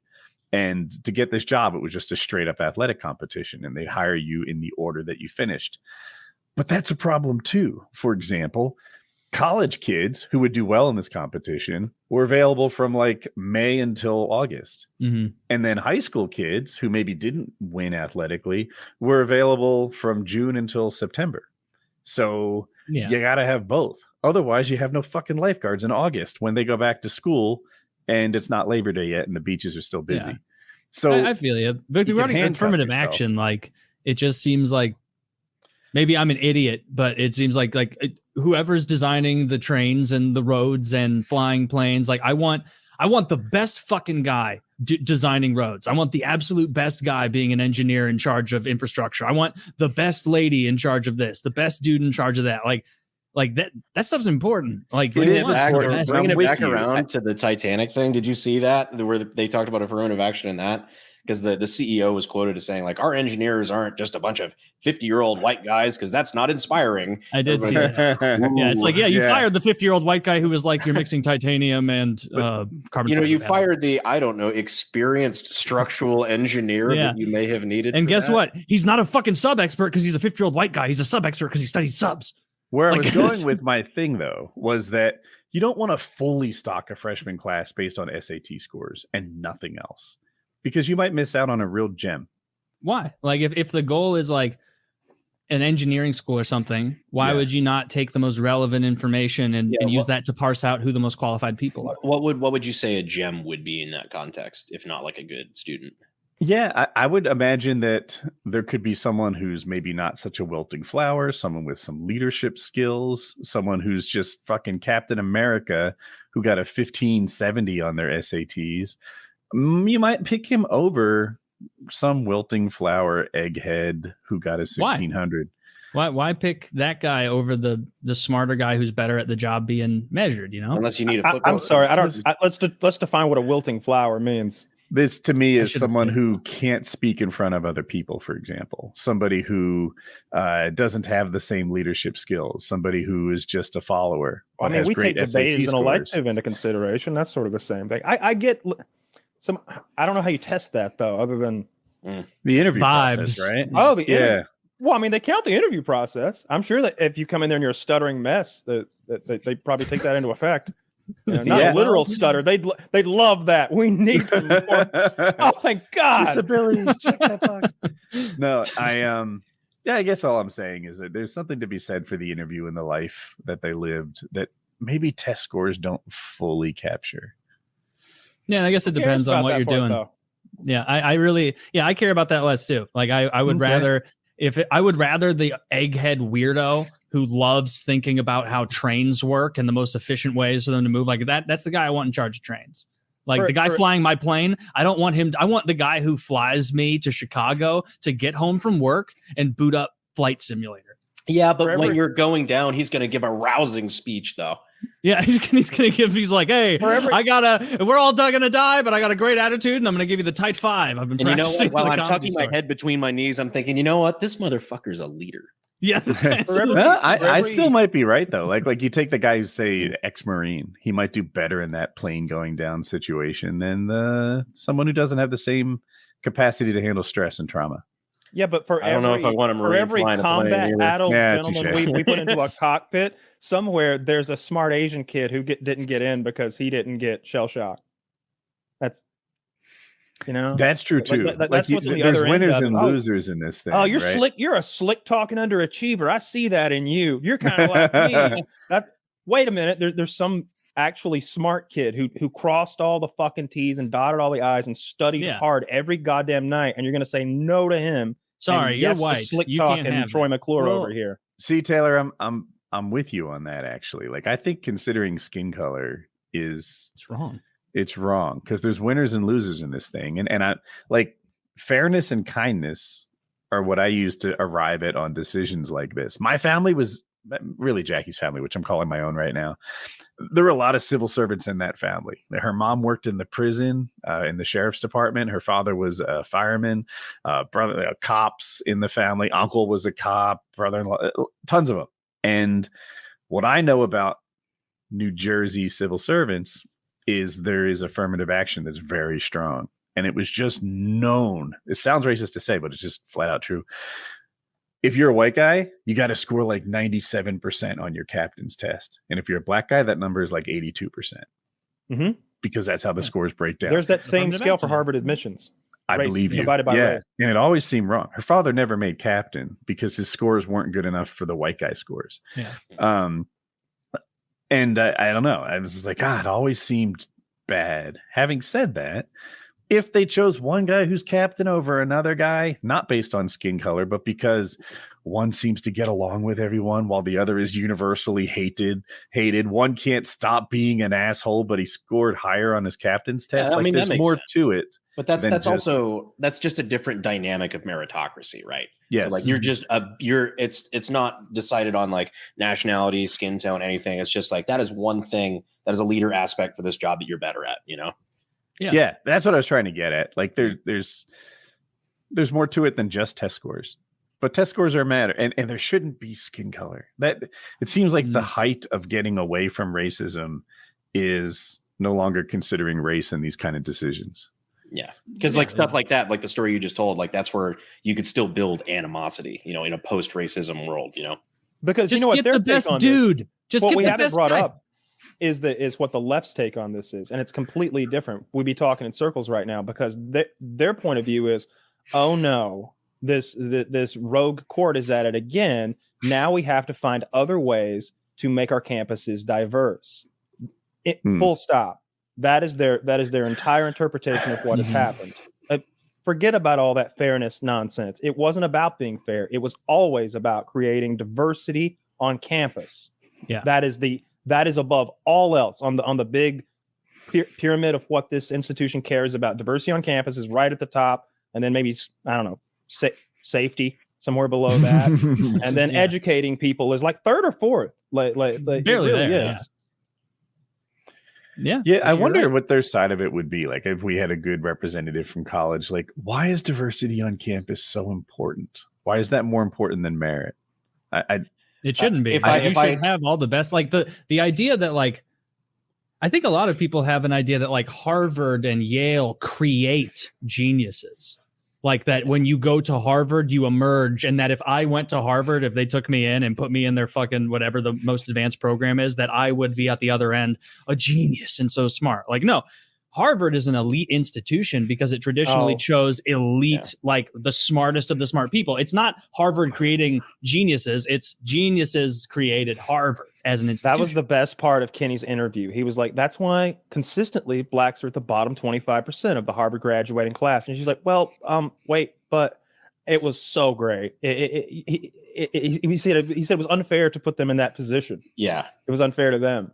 So like if I can straw man out like what the left's argument would be on this, hit us with it. I would assume it would be something along the lines of, like institutional racism over the last 150 years is why they're not in positions to study as much, or they're, not in, secure enough homes, 2-parent homes that do, are more likely to be, academically excellent and things like that. And therefore we've got to use these affirmative action techniques as a way of kind of bringing them back up with the top. But in reality, it's exactly what Kyle just said. We're like, okay, well, if you're putting somebody who's, whether it's their fault or not is a different question, but who's not qualified to be at that academic level, you're just setting them up for failure.